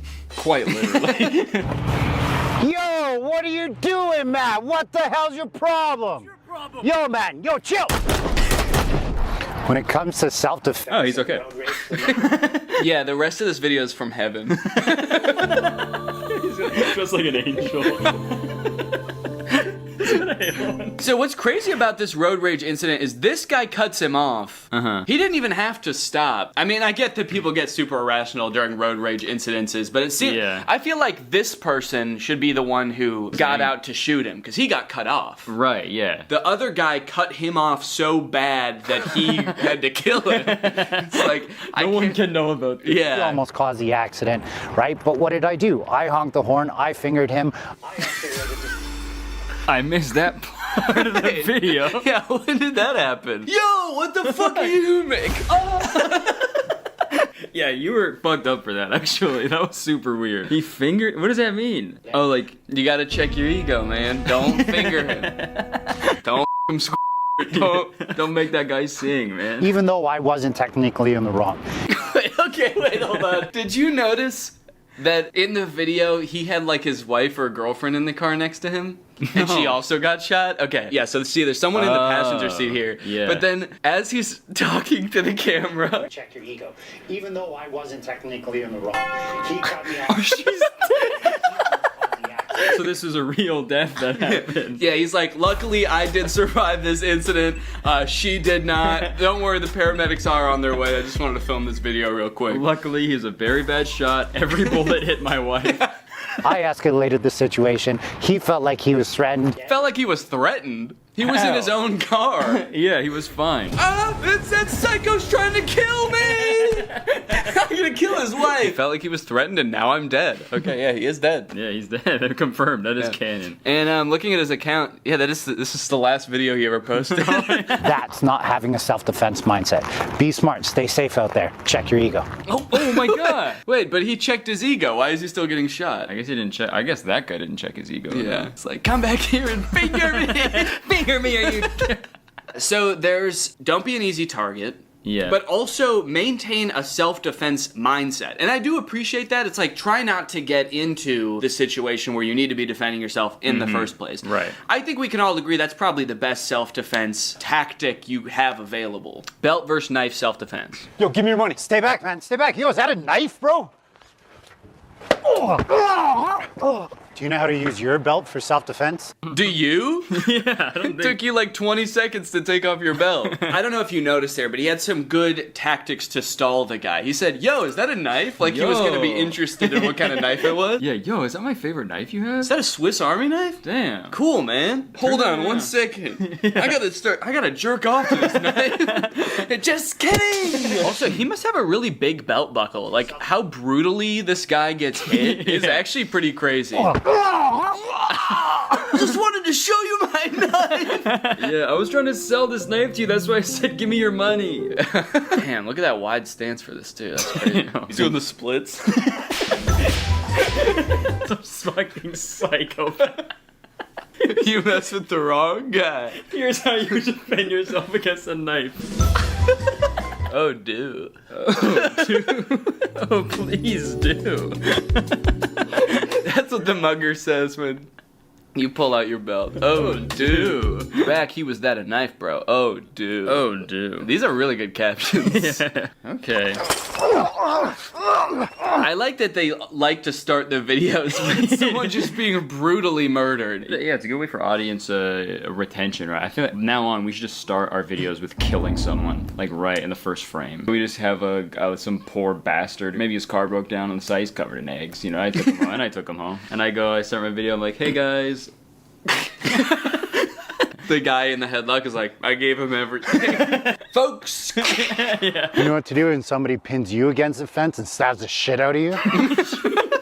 I firmly believe there's nothing you can do. No. I mean, there's definitely things to do to avoid getting here in the first place, but when you're here, there's nothing you can do. Yeah. Ow. You're dead, man. Fence and stabs the shit out of you? He says it in a way that has like that relatable moment when someone pins you against the fence and stabs the shit out of you. We've been there, man. I'm trying to establish control of the weapon. If I can get my forearm here, great, but he counters that by pushing me away. If he pushes me away, this is my new threat. It'd be crazy if in this hypothetical situation, it's like now very controlled, he still gets stabbed to death. He's like, and I'm trying to get his knife, but he just keeps getting me. I put my forearm, he counters.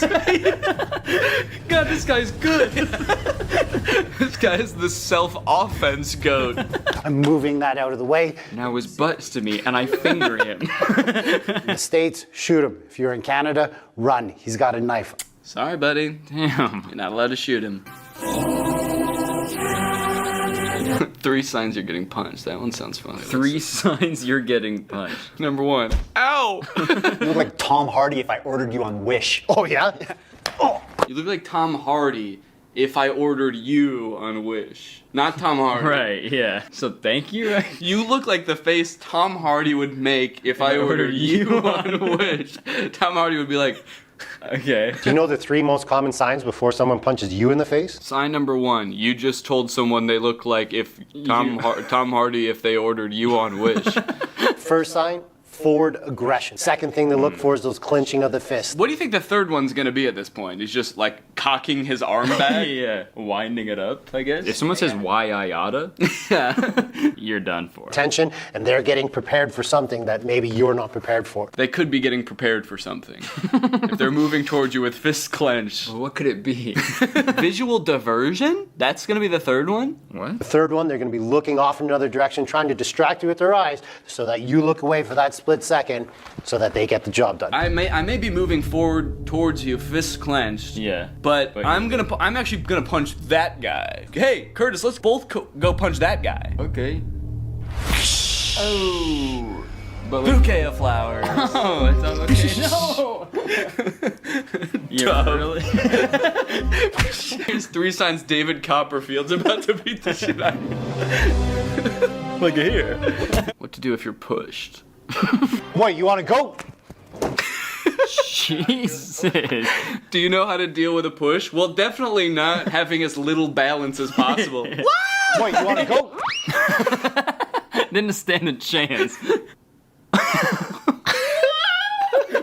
And his feet too. Oh no. I've seen, bar fights, people get into fights, but it's always like, fist punching or they're, kind of wrestling around on the ground, just grabbing each other, pulling each other's hair. Right. I've never seen this like push and like, whoa! Goes crashing through 3 walls. Yeah, got guy-shaped holes in each wall. Yeah. Do you know how to deal with this? No, I'm not Wile E. Coyote. Do you know how to deal with a push? I'm opening up that door as much as I can. Okay, so I go... But then I can go like that. Yeah.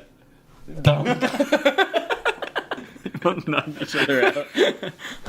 Do you know how to knock yourself and your opponent out at the same time? So the key here is as it comes up is just open up enough. Hopefully my boxing turns on now. And God, he looks so scared there. Don't hurt me. Please. Not again.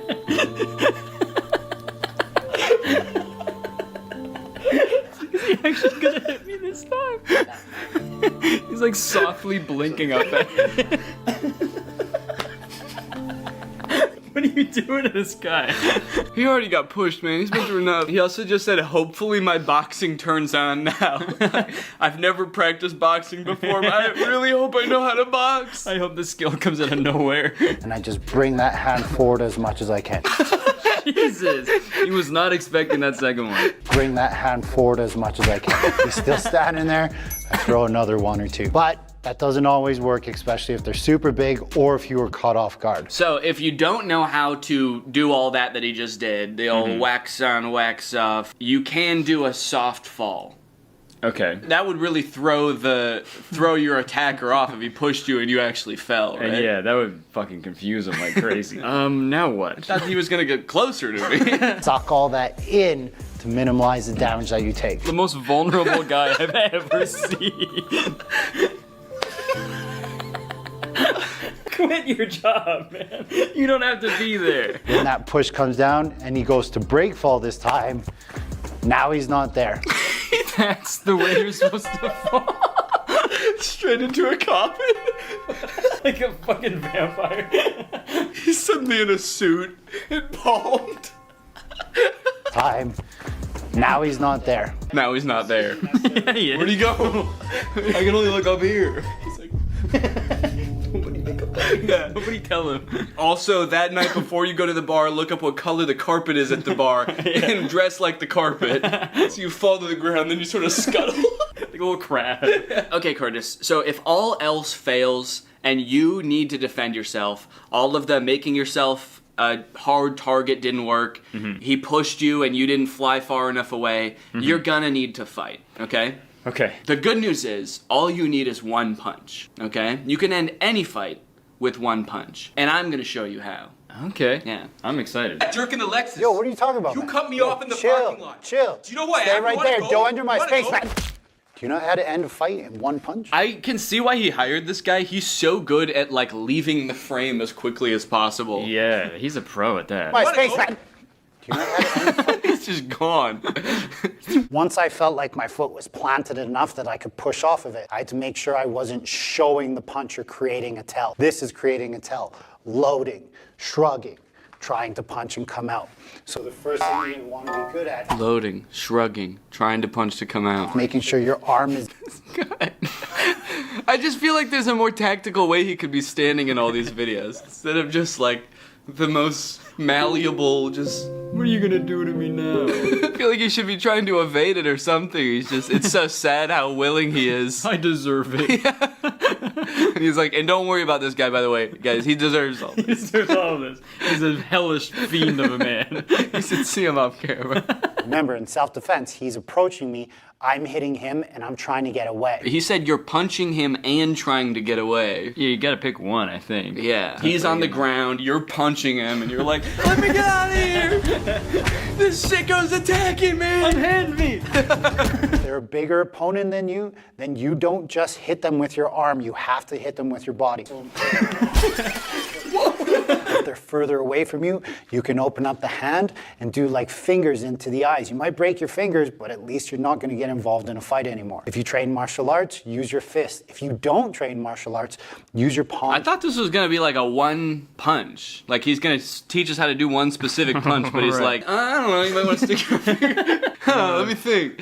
You might want to stick your fingers in his eyes. You might want to finger his butthole. Hit him with this side of your hand. This part with your body. Yeah, lean him over, spank his ass. Spank his ass, pull and tug on his wiener. I don't know. What was I talking about? The title is End of Fight with One Punch. There is no guarantee when it comes to self-defense, like one punch is going to get the job done. That's just clickbait, guys. What the fuck? He said that like that's not the title of his video, but other people do that. Yeah, I would never clickbait you guys. Look, other people are gonna try to convince you can end a fight with one punch. That's just a bunch of clickbait bullshit. The pussies would say. I would never do that. And honestly, only pussies would fall for that too. But anyway, thank you guys for watching this video. Thank you for the money. The reason why I punched him in his face, because his hands weren't protecting his face. If his hands were here, it's a whole different entry. And that's the end of the video. Nice. Honestly, I'm sure there is some good self-defense advice in here, but I just like the way these videos are shot. Yeah, they're, especially the short videos, because he's like, okay, we gotta get people's attention. So. Yeah. Yeah. All right, Curtis, well, you know what, honestly, man? I'm proud of you.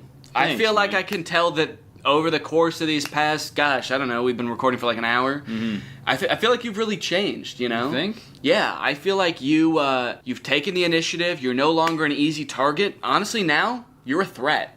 And for that, I commend you.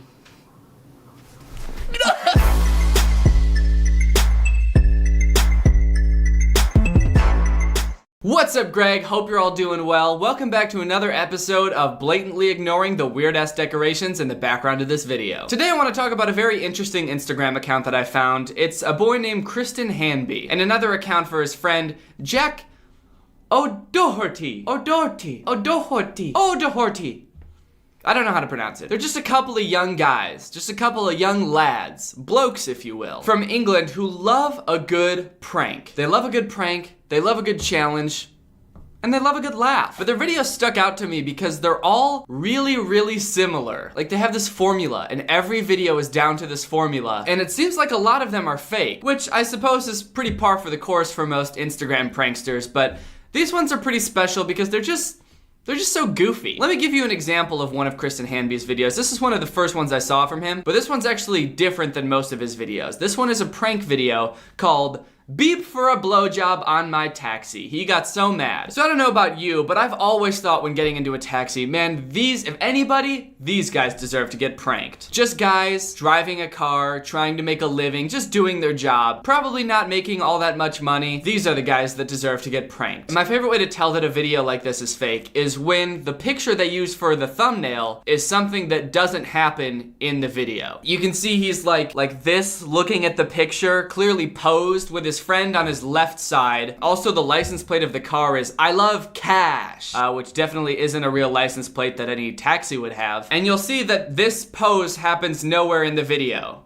So when did they get this picture? But anyway, here's the prank. So Kristen's getting into a taxi, and while the driver's not looking, he sneakily pulls a sign out of his suitcase that says beep for a blowjob, and he tapes it to the back of the taxi driver's car. Somehow the taxi driver doesn't notice this, or the dude filming Kristen. The dude clearly standing next to Kristen, holding a phone and filming him. But at any rate, Kristen gets into the car, the friend who's filming for some reason doesn't, and people are just going crazy on the horn. Yo, I'm going left. Oh, my bad, man. Hey, if you don't chill, chill. This prank is dope. Kristen is just sitting in the back seat, enjoying the view while everybody's getting pissed off. The taxi driver doesn't know why everybody's honking at him, so he's getting mad. The people who are honking don't know what's going on, and they're probably getting mad because they're not getting their blowjob. Who are the people that are honking at this car? Like, sure, people like blowjobs, but can you imagine driving somewhere? Let's say you're going to work in the morning and you're stuck in traffic and you see this car in front of you that says beep for a blowjob. Are you like, that's weird? Or do you like look at your watch and you're like, my boss is gonna kill me if I'm late again, but you know what, I think I got time, what the heck? One blowjob, please! This is too good to be true. Like, where could you be driving where you just have time to honk and pull over for a blowjob? From someone that you don't know, you can't even see them, you can just see the back of their car, but you're like, honestly, I'll take any blowjob I can get. Where's my blowjob? Pull over! But here's Kristen and Jackson O'Doherty's bread and butter. This is their prank/challenge videos. I'm not exactly sure how to classify them, but you'll get the gist after watching this video. Hey Jackson, you're trash, bro.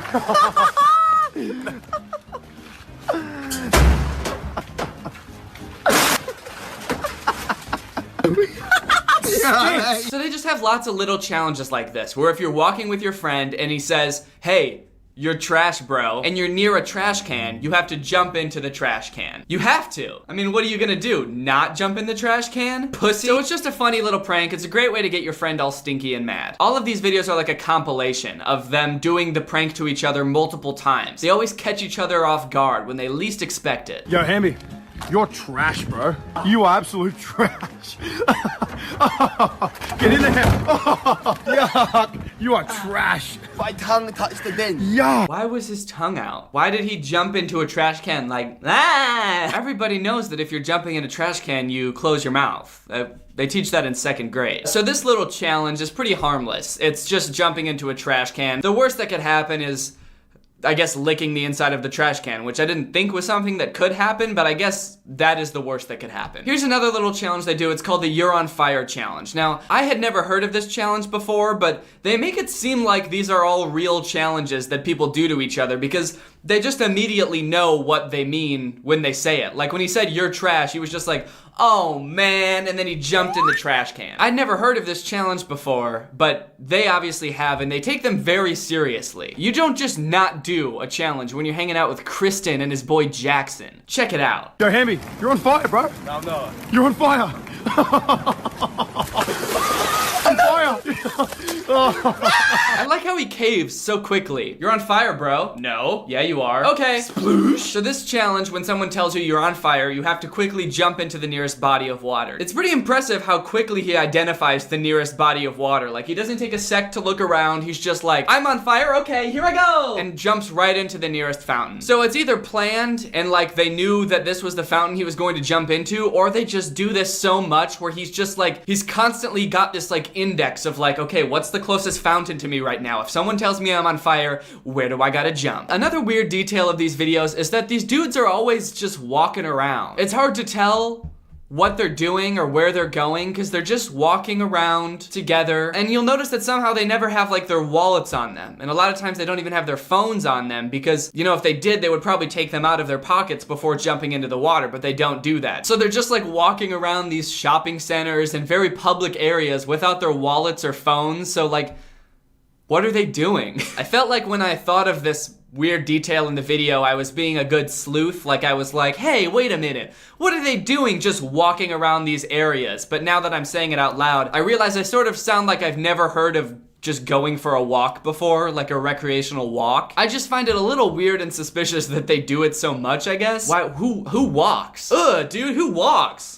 Who the fuck walks? Ew. Hey Jackson, you're on fire, bro. 5, 4, 3, 2, 1. They act so surprised every time too, almost like they think they've been tricked, like they've been duped.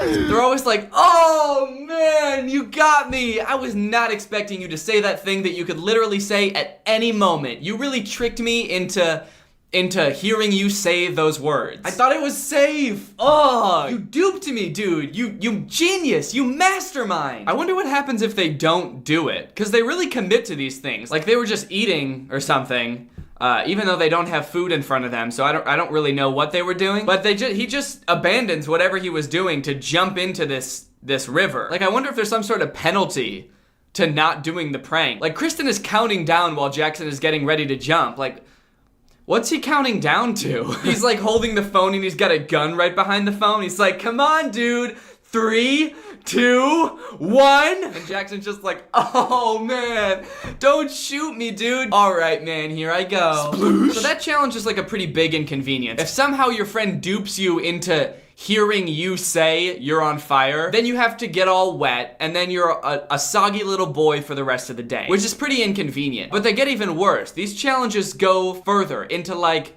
permanent changes to their bodies. Yo, Hamby, I dare you to go and pierce your ear with a giant hoop. This one. Go on, Let's get do it. it. Get it. Show me. Oh, that's so bad. Again, where the fuck are they walking? Where they just have the time to go and get a piercing? That's a commitment. And he's convinced so easily. There's no, oh, come on, please. Can I not do it? Okay, this is a good one. The get rid of it challenge. Yo, Kristen, get rid of it. This? Your phone. Oh, that's the new Right there. Dude, push it in the spa. In the... Bro, I hate you, bro. So we catch Kristen and this other dude in a pretty realistic seeming situation. They're sitting right next to a hot tub. He's showing the dude something on his phone, and the other dude is saying, "That's crazy." Yo, Kristen, get rid of it. Just to prove that he's really looking at something on a real functioning phone that works. But then good old Jackson O'Doherty comes along and tells Jackson he's got to get rid of it. Jackson is kind of upset because he has to throw his phone that totally works and hasn't been off this entire time into the hot tub. So he throws the phone in the hot tub and everybody's like, "Oh man, we got you, dude. That was a sick prank. You had no idea it was coming." But they get a little bit worse. In the next one, they tell their friend to get rid of his shoes. Yeah, you be looking fresh, bro. Hey, those shoes, get rid of them.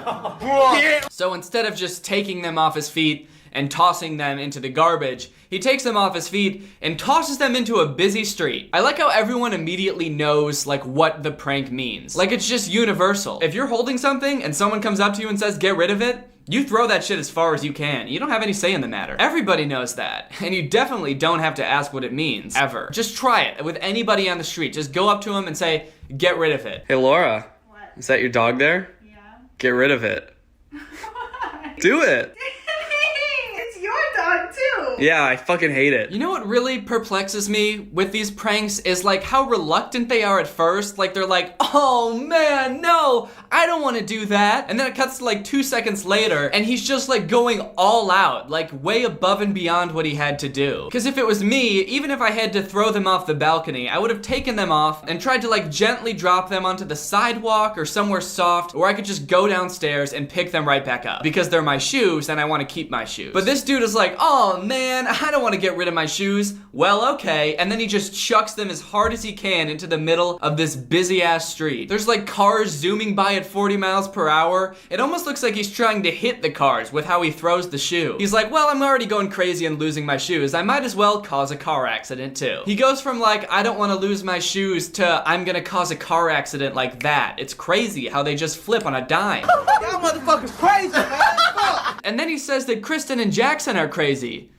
Dude, you just threw your shoes into the middle of a busy street. All they said was get rid of the shoes. They didn't tell you how. You could have probably thrown them in the garbage, but instead you started throwing them at cars. You could have like caused a car accident, gotten people hurt. You also just destroyed your nice shoes. They're probably gonna get run over now. You didn't have to do it. Granted, I don't really, maybe he is holding a gun behind the camera. Maybe he did have to do it, but it really didn't seem like he had to do it. Jackson, get rid of it, bro. Get rid of that. Get rid of that outfit, bro. Get rid of that shit, bro. Get rid of it, bro. This is another example of him committing way too hard to the challenge. Like, is that part of the rules? I thought the rules was just get rid of the outfit, which, first of all, I'm not even convinced includes the underwear. Is underwear part of an outfit? I feel like that wasn't required, but he was just so quick to be like, "Ooh, yay, I get to get naked and run around in the street," which totally isn't part of the challenge. The dude behind the camera is probably just like, "I just wanted him to take off his shirt and pants for like a second. What the fuck is he doing?" Corday, who's this guy, bro? Bro, that's my boy Diablo. We go way back. That's my Get homie. rid of him, bro. Get rid of me.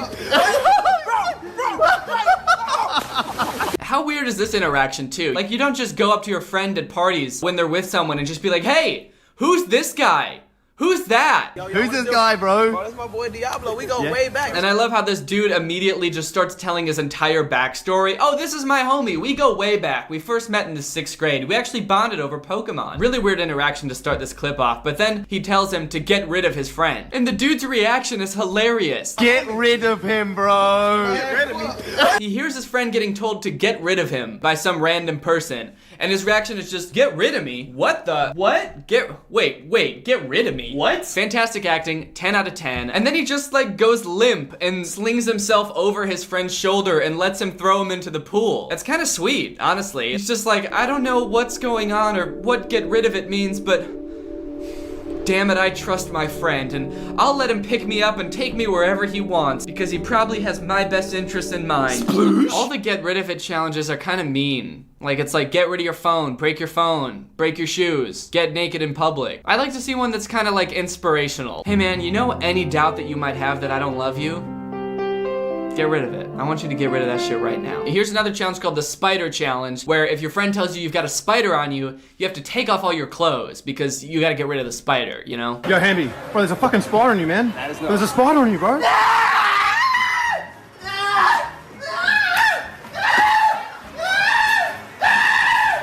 They have so many challenges, it's absurd. It's like they must come up with these, right? Like these aren't well-known, established challenges. So it's weird because they must just like come up with the challenge and then they go out to film that challenge and then somehow still act surprised when they have to do the challenge. It's just weird how eager he is to get naked in public. He's like, no, there's not. And then he smiles and he's like, ah!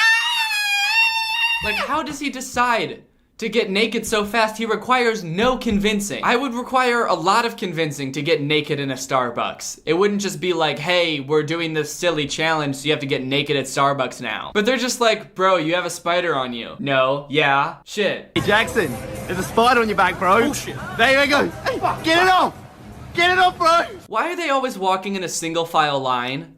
Who walks like that with their friends? It's weird enough to go out on walks, but walking with one other person and walking single file is the weirdest shit. Why is the dude filming always coming up from behind their friend? They're just walking around single file, like not talking to each other. I just want to go for a walk and stare at my friend's back. I'm not saying a fucking word to my friend. I just want to look at the back of his head without a wallet or a phone. I mean, maybe they're walking side by side until, you know, one friend decides, ooh, this would be a perfect time for a challenge. So then he sort of drifts behind and he takes out his phone and he starts filming. But like if you're walking with someone and he just starts to like stop and pull out his phone, you would turn around to see what he's doing. How is it not a dead giveaway every time a prank is about to happen? Are these people both just like tunnel vision, just walking, not looking at each other, not saying a word, just walking, looking straight ahead, and before you know it, your friend's behind you and he's got his phone out and he's ready to challenge you? At the end of the day, these pranks aren't really hurting anybody. Like I said, I just wanted to talk about it because I just think it's so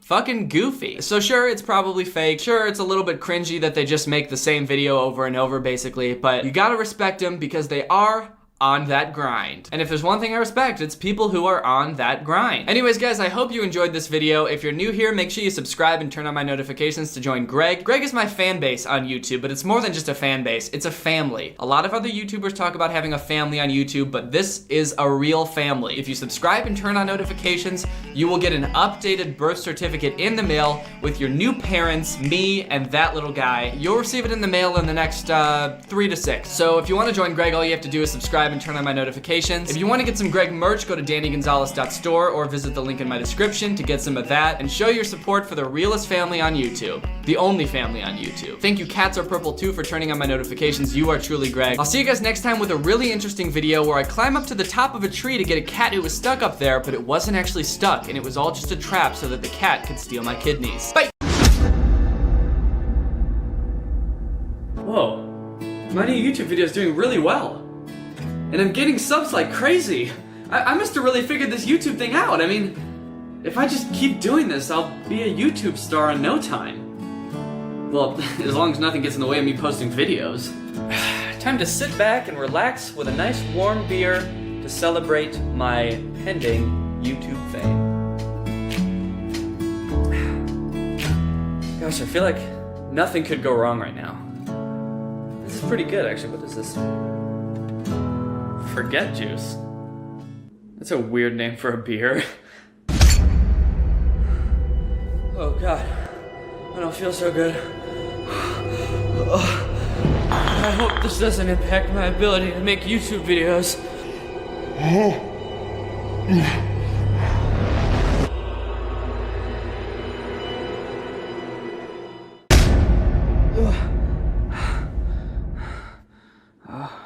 God. How long have I been asleep for? 3 days? I need to make a YouTube video! Alright, let's do this.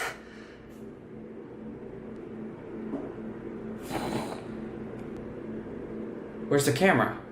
Camera.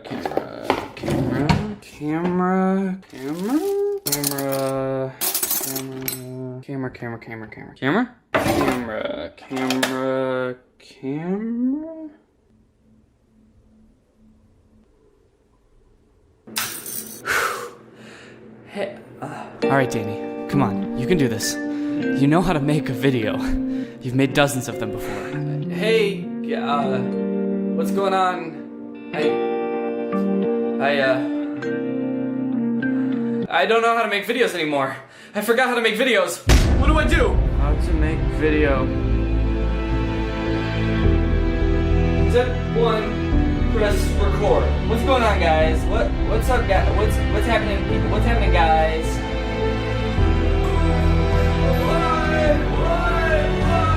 I'm doing it! I'm doing it! I'm making a video! I'm doing it! Alright. I can do this.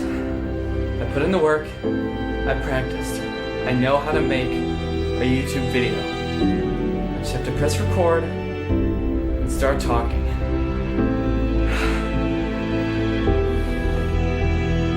I'm gonna make you proud. Alright. I'm ready. Let's do this. Alright.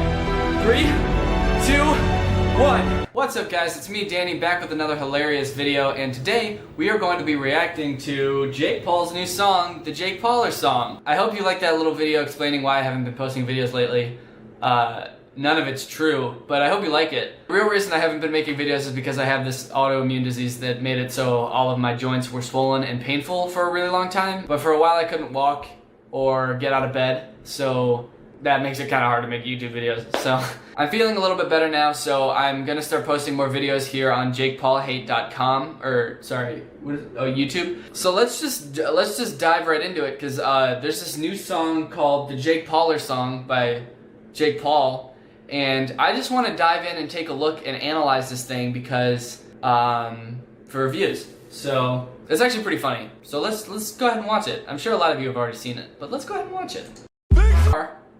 The beat sounds pretty banging, and the cinematography is pretty good. Both things that I don't think Jake had any part in, but I still gotta give him credit. It's a solid intro. Jake Paul is coming through. Yep. Jake Paul is on the crew. What? Jake Paul is with the views. Yeah. Who the f are you? Dude, what happened to who the hell are flipping you? You can't just start dropping F-bombs. You can't just go from flipping to f like that. What? Get fired from Disney Channel and all of a sudden you're Mr. F now? All of a sudden you're Mr. F I love my army, they my family, they be riding so hard. My fans so fly, I don't know why they all be rocking Goyard. What is Goyard? What is Goyard? Is that a thing? Goyard? What is that? Did he just make that up so that he had something to rhyme so hard with? Goyard? A French trunk and leather goods maker. Your fans are all rocking leather suitcases? How much does this stuff cost? Goyard bag. How do I find how to buy one? $900? All of your 13-year-old fans are rocking $1,000 leather bags? Go to work, they buy their merch, it's selling like a god church. Okay, that's not like a compliment to your fans, that's a compliment to you. So you're just rapping about yourself now. Just hit 10 million subs. Guess my prayers to God. You hit 10 million subs. All of your fans didn't also hit 10 million subs. The colors are reversed. Think about it. It's every day, bro. Tatted on our shirts. It's tatted on our skirts. It's tatted on my socks. It's tatted on your shirt? You can't get something tattooed on a shirt. Well, you can't you can't tattoo socks. You could just say written. You don't have to say tatted. It's written on my shoes. It's written on my socks. It's written on my shirt. What is why tatted? Yeah, Jake Paul is other shit. What's up, guys? Checking in on you. Why is he shirtless in every shot? And why is there a crowd of 11-year-old girls dancing behind him? That's the most mysterious thing about this video. Who are those girls? Where are their parents? Where is his shirt? I'd like to see his shirt, honestly, because apparently he has something tattooed on it. I love you guys, and I wouldn't be anywhere without. And then who's that 25-year-old guy having a stroke? Can't get views without my name. They make stuff about my name. They pay their bills with my name. I give them other kinds of advice. I I feel personally attacked by that. But he's not wrong. That's correct. It was not good. I have a lot of questions. Where is his shirt? How did you get somebody to tattoo your shirt? Where did those girls come from? Every time he releases a song, I'm like, okay, this got less than 300,000 likes and 310,000 dislikes. There's no way he's gonna keep making music, right? And then I see somewhere in the news, now he's making a song with Gucci Mane. Gucci Man? Is it Gucci Mane or Gucci Man? Like an actual rapper is making a song with Jake Paul. Like, first off, why?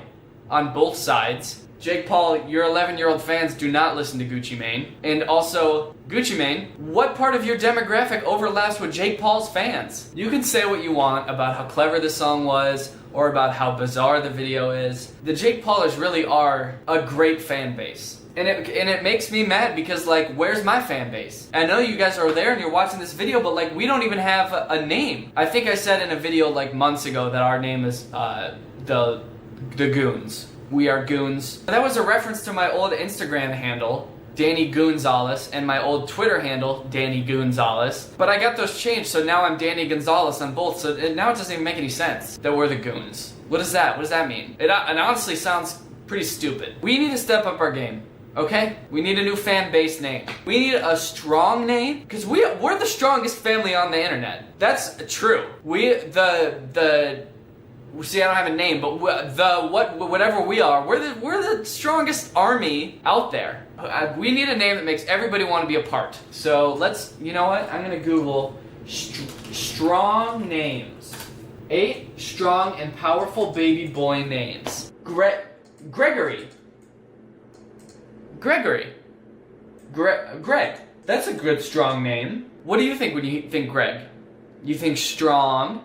You think loyal, committed? That's perfect. Greg. That's gonna be our fan name. We're Greg. I don't see any reason why not. Other YouTubers have names like Jake Pauler. He just added onto the end of his name. Logang. He just added a G on the end of his name. And we are gonna be Greg. Our fan base is called Greg, and we are all individually Gregs. I'm a Greg. You are Greg. We're all Greg. Greg is beautiful. Greg is the strongest family on the internet. Greg is changing the world. Greg is a savage. Greg doesn't care what you think. We're gonna be Greg, okay? And I don't already regret this decision. So Greg, it sounds cool, right? Yeah, that's cool. Greg. That sounds cool. Greg. Shout out to Cat Fable. Thank you for turning on my notifications. You are truly Greg. And so thanks for watching, Greg. If you're not Greg yet, go ahead and hit the subscribe button. Hit that notification button to turn on our notifications. And you can be Greg. It's cool. It is cool. It's cool, right? It's cool. Greg is cool. Okay, so subscribe if you want to be part of Greg. Make sure you throw a like on this video. And I will see you guys next time. Logan Paul, diss track. Rice Gum, diss track.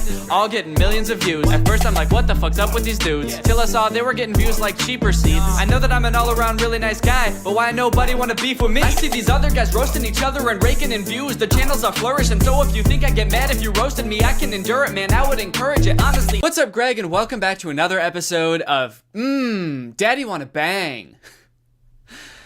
Gross. Guys, today we're going to be talking about what I can only describe as the Bang cinematic universe. Over the past couple years, I'm sure a lot of you have been accosted by ads for this energy drink called Bang. I think it's a pretty popular energy drink. I know I've seen it at like my local Target before, and I think it's generally marketed as more of like a health-conscious energy drink. It's supposed to have like better ingredients, healthier, more natural stuff, I think. I don't know why it's called Bang. I guess you take one sip and you want to explode. You want to go bang, or you want to bang. But lately I've sort of fallen down a rabbit hole, a Bang rabbit hole of sorts, and I've realized just how much Bang content there is on the internet. Because before I thought it was just these sort of sponsored posts that influencers would do. They're so-called Bang influencers. There's so much more than that. There's Bang influencers, there's Bang music, Bang concerts, and it goes all the way up to the CEO of Bang himself. So today I kind of want to take you guys through it and show you what I found, because to be honest, it's a pretty different marketing strategy. They got a lot going on, and one thing's for certain, I think at the end of this video, we're all gonna be craving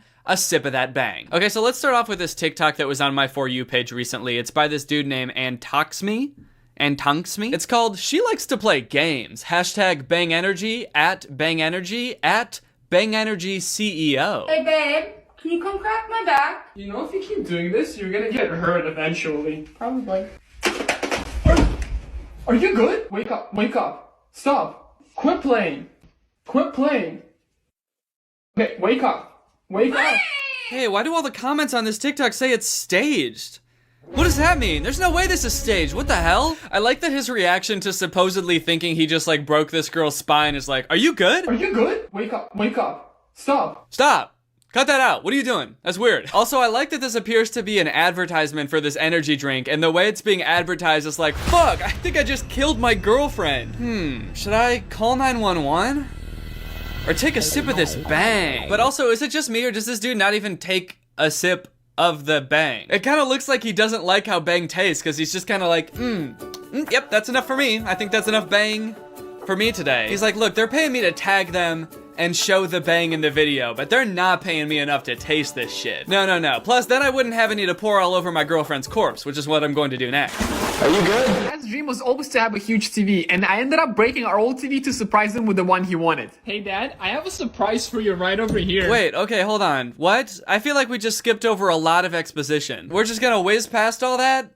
Hey guys, I just broke my dad's TV with a crowbar. Don't ask why, it's not important. Also, at the beginning, he said his dad's dream was always to own a big TV, but like, their TV was already big. He's already got a pretty big TV. It's almost like this dude is just admitting to breaking something that really means a lot to his dad. He's like, my dad spent years saving up for this really nice big TV. So in this video, I'm gonna chug a Bang energy drink, smash that shit with a crowbar, and then buy him a new one with money that I made in a day. Cause I'm an influencer, and I'm way richer than my dumbass dad. It's a gift from me? Yep, it's for you. Oh, don't scare me. It's a big TV? Yep. At least they made it realistic that he guesses it's a TV before he opens it, because like obviously it is. If your influencer son breaks your TV with a crowbar and then shows you a TV-shaped box, I think it's pretty safe to assume that there's gonna be a TV in there. Also, I like that they're just not acknowledging this can of Bang that's sitting on the box with the TV. The dad's doing a very good job of playing along with his son's brand deal. He even like peels the wrapping paper around the Bang so as not to disturb the Bang.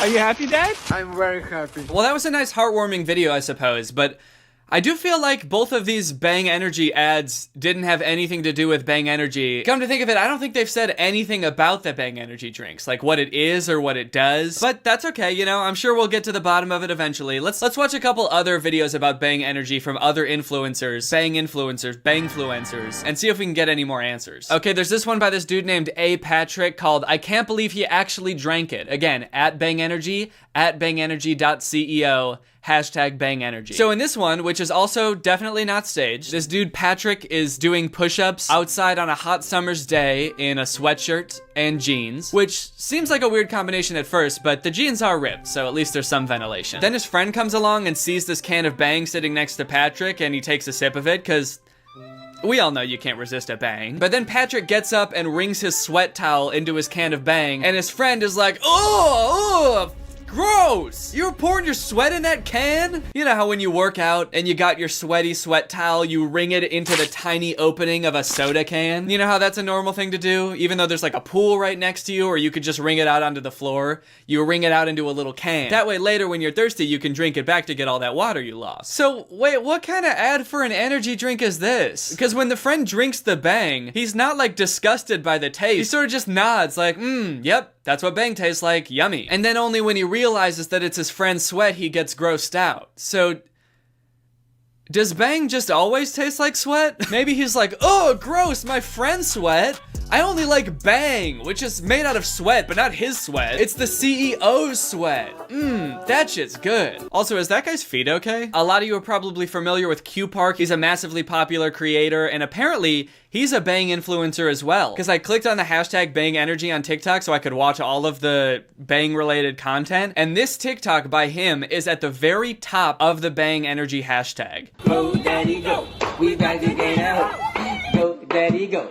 Now pass it to my bro, let's go.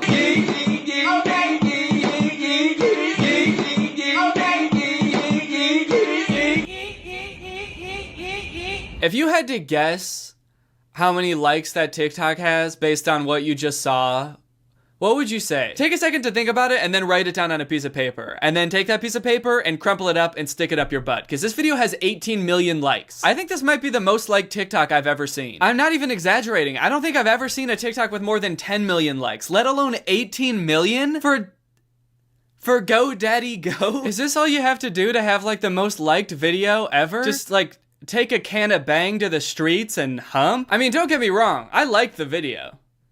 But that's just because it's so funny how loud he is when he sings.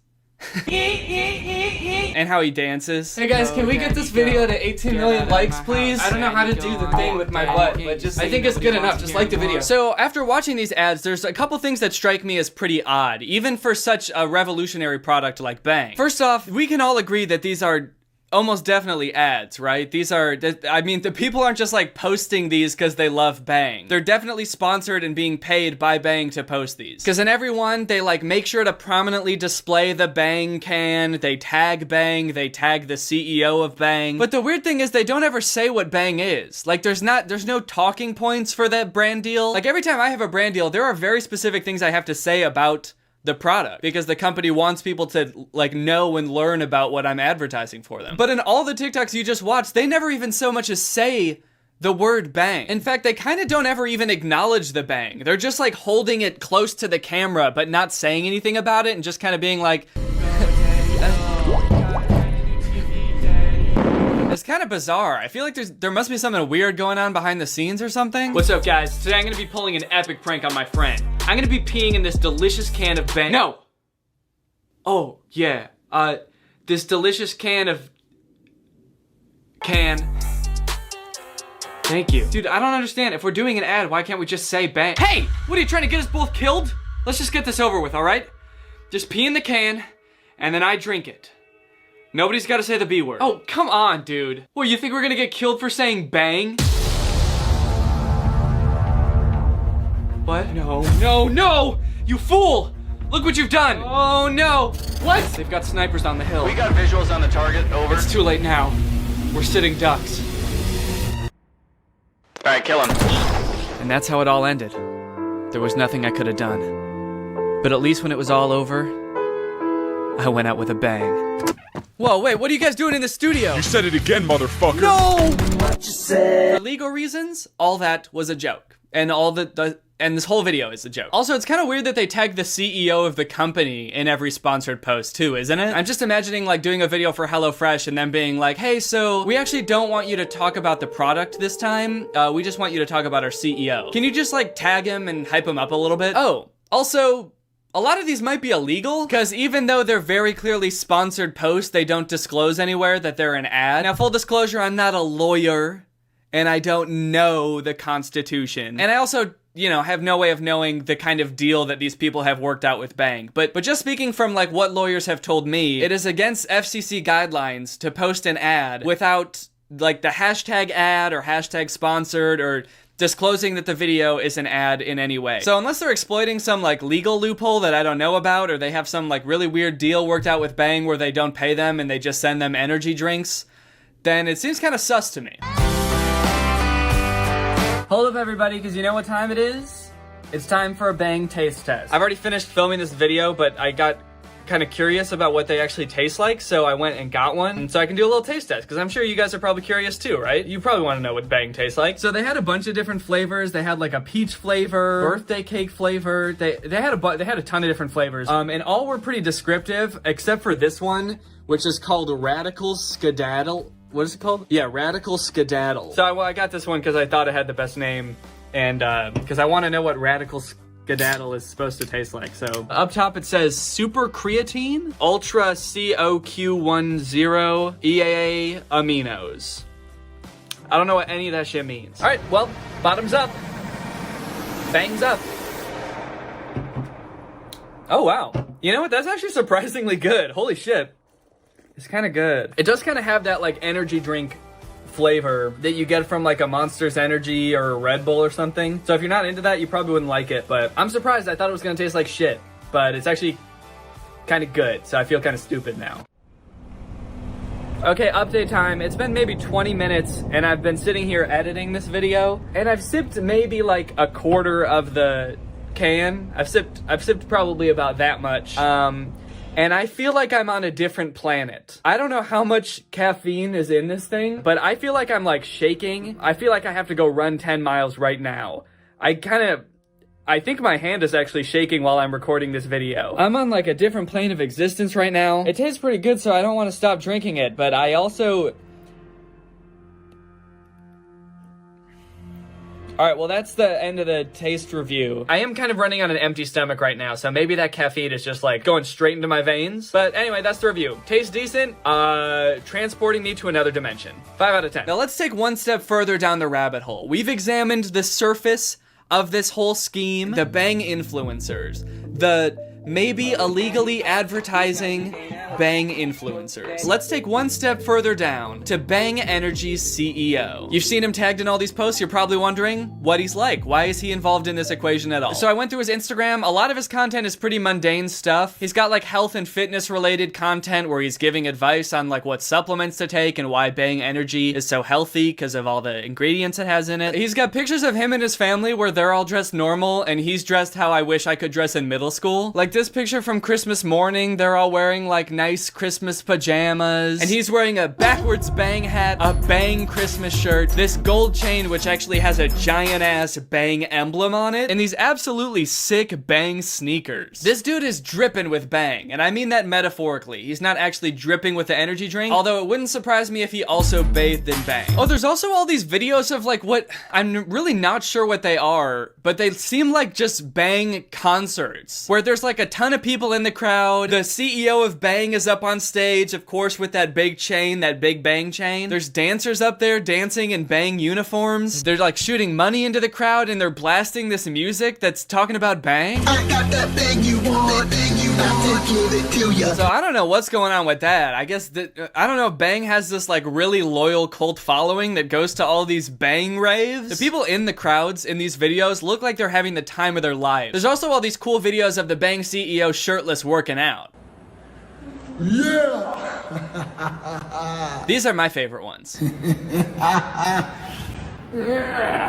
you ain't training, you ain't gaining. If you ain't banging, you ain't hanging. Isn't that a Nicki Minaj lyric? If you ain't banging, we ain't hanging? Or it's, if we hangin', we bangin', foam fanger, he slangin', it ain't karaoke night, but get the mic, cause I'm sangin'. There's something weird about the energy in this video. The vibe is all off. This doesn't just seem like a regular workout video. I feel like the caption should be like, POV, I kidnapped you and you're watching me work out. Where am I? If you ain't training, you ain't gaining. Who are you? If you ain't banging, you ain't hanging. Oh shit. Is this because I said bang in my TikTok? Yeah. Look man, it was a mistake, okay? I promise. Come on man, let me go, please. I swear, I won't do it anymore. I promise. That's one of his favorite moves at the end of a video. He'll be doing something pretty mundane like working out or like cracking open a can of Bang, and then he'll just go up to the camera and punch it. And it seems like pretty hard. Camera guy's just like, stop fucking punching my camera, dude. I've had to buy like 15 cameras this month because you keep punching the lens. Come on, man. I pay you enough to buy a few extra cameras. Quit complaining. You've never paid me money. You pay me in cans of Bang. Hey, man, if you ain't banging, then we ain't hanging. You gotta stop saying that, dude. It's really creepy. I know it's the name of your drink, but it just sounds wrong. Huh. I never thought about that. I guess that is the name of my drink. Friends, family, fans, and followers, this is how we make Bang. Ooh, an exclusive Bang factory tour. Maybe we'll get to find out some inside secrets on how they make Bang. Okay, some machines with cans, very cool. Oh, cool, they go through a flashing light and then some go in a bucket. Cool, so that's good to know. When you drink Bang, you know that this has been in a flashing light. And maybe in a bucket also. So that's some really helpful information. What? I can't hear you. There's a lot of factory noise, and also you're still playing music over this part. I'm starting to think that even he doesn't know how they make Bang. He's not explaining anything. There's nothing going on this tour. They're just showing like really complicated machinery and then it pans over and he's sort of just like, yeah, It's doing the thing. It's making bang. Damn, well, I still have no clue how they make bang, but one thing's for sure, it looks fun. They go through a little rave and then a corkscrew like a roller coaster. That's probably how they get it to taste so good. Those kids are having fun. So I'm not sure if you've noticed in any of these videos, but one of my favorite things about all of these videos on this dude's Instagram is that they have like custom bang music. And by custom bang music, I mean like pretty generic sounding house music or like rave music, but with some guy just saying like bang over it. Gotta keep that bang, cause it gets me turned up. Bang, bang, gotta keep that bang. You know what time it is? I know what time it is. Let's go. Bang. It's bang time. This ad for their key lime pie flavor has a really good one too.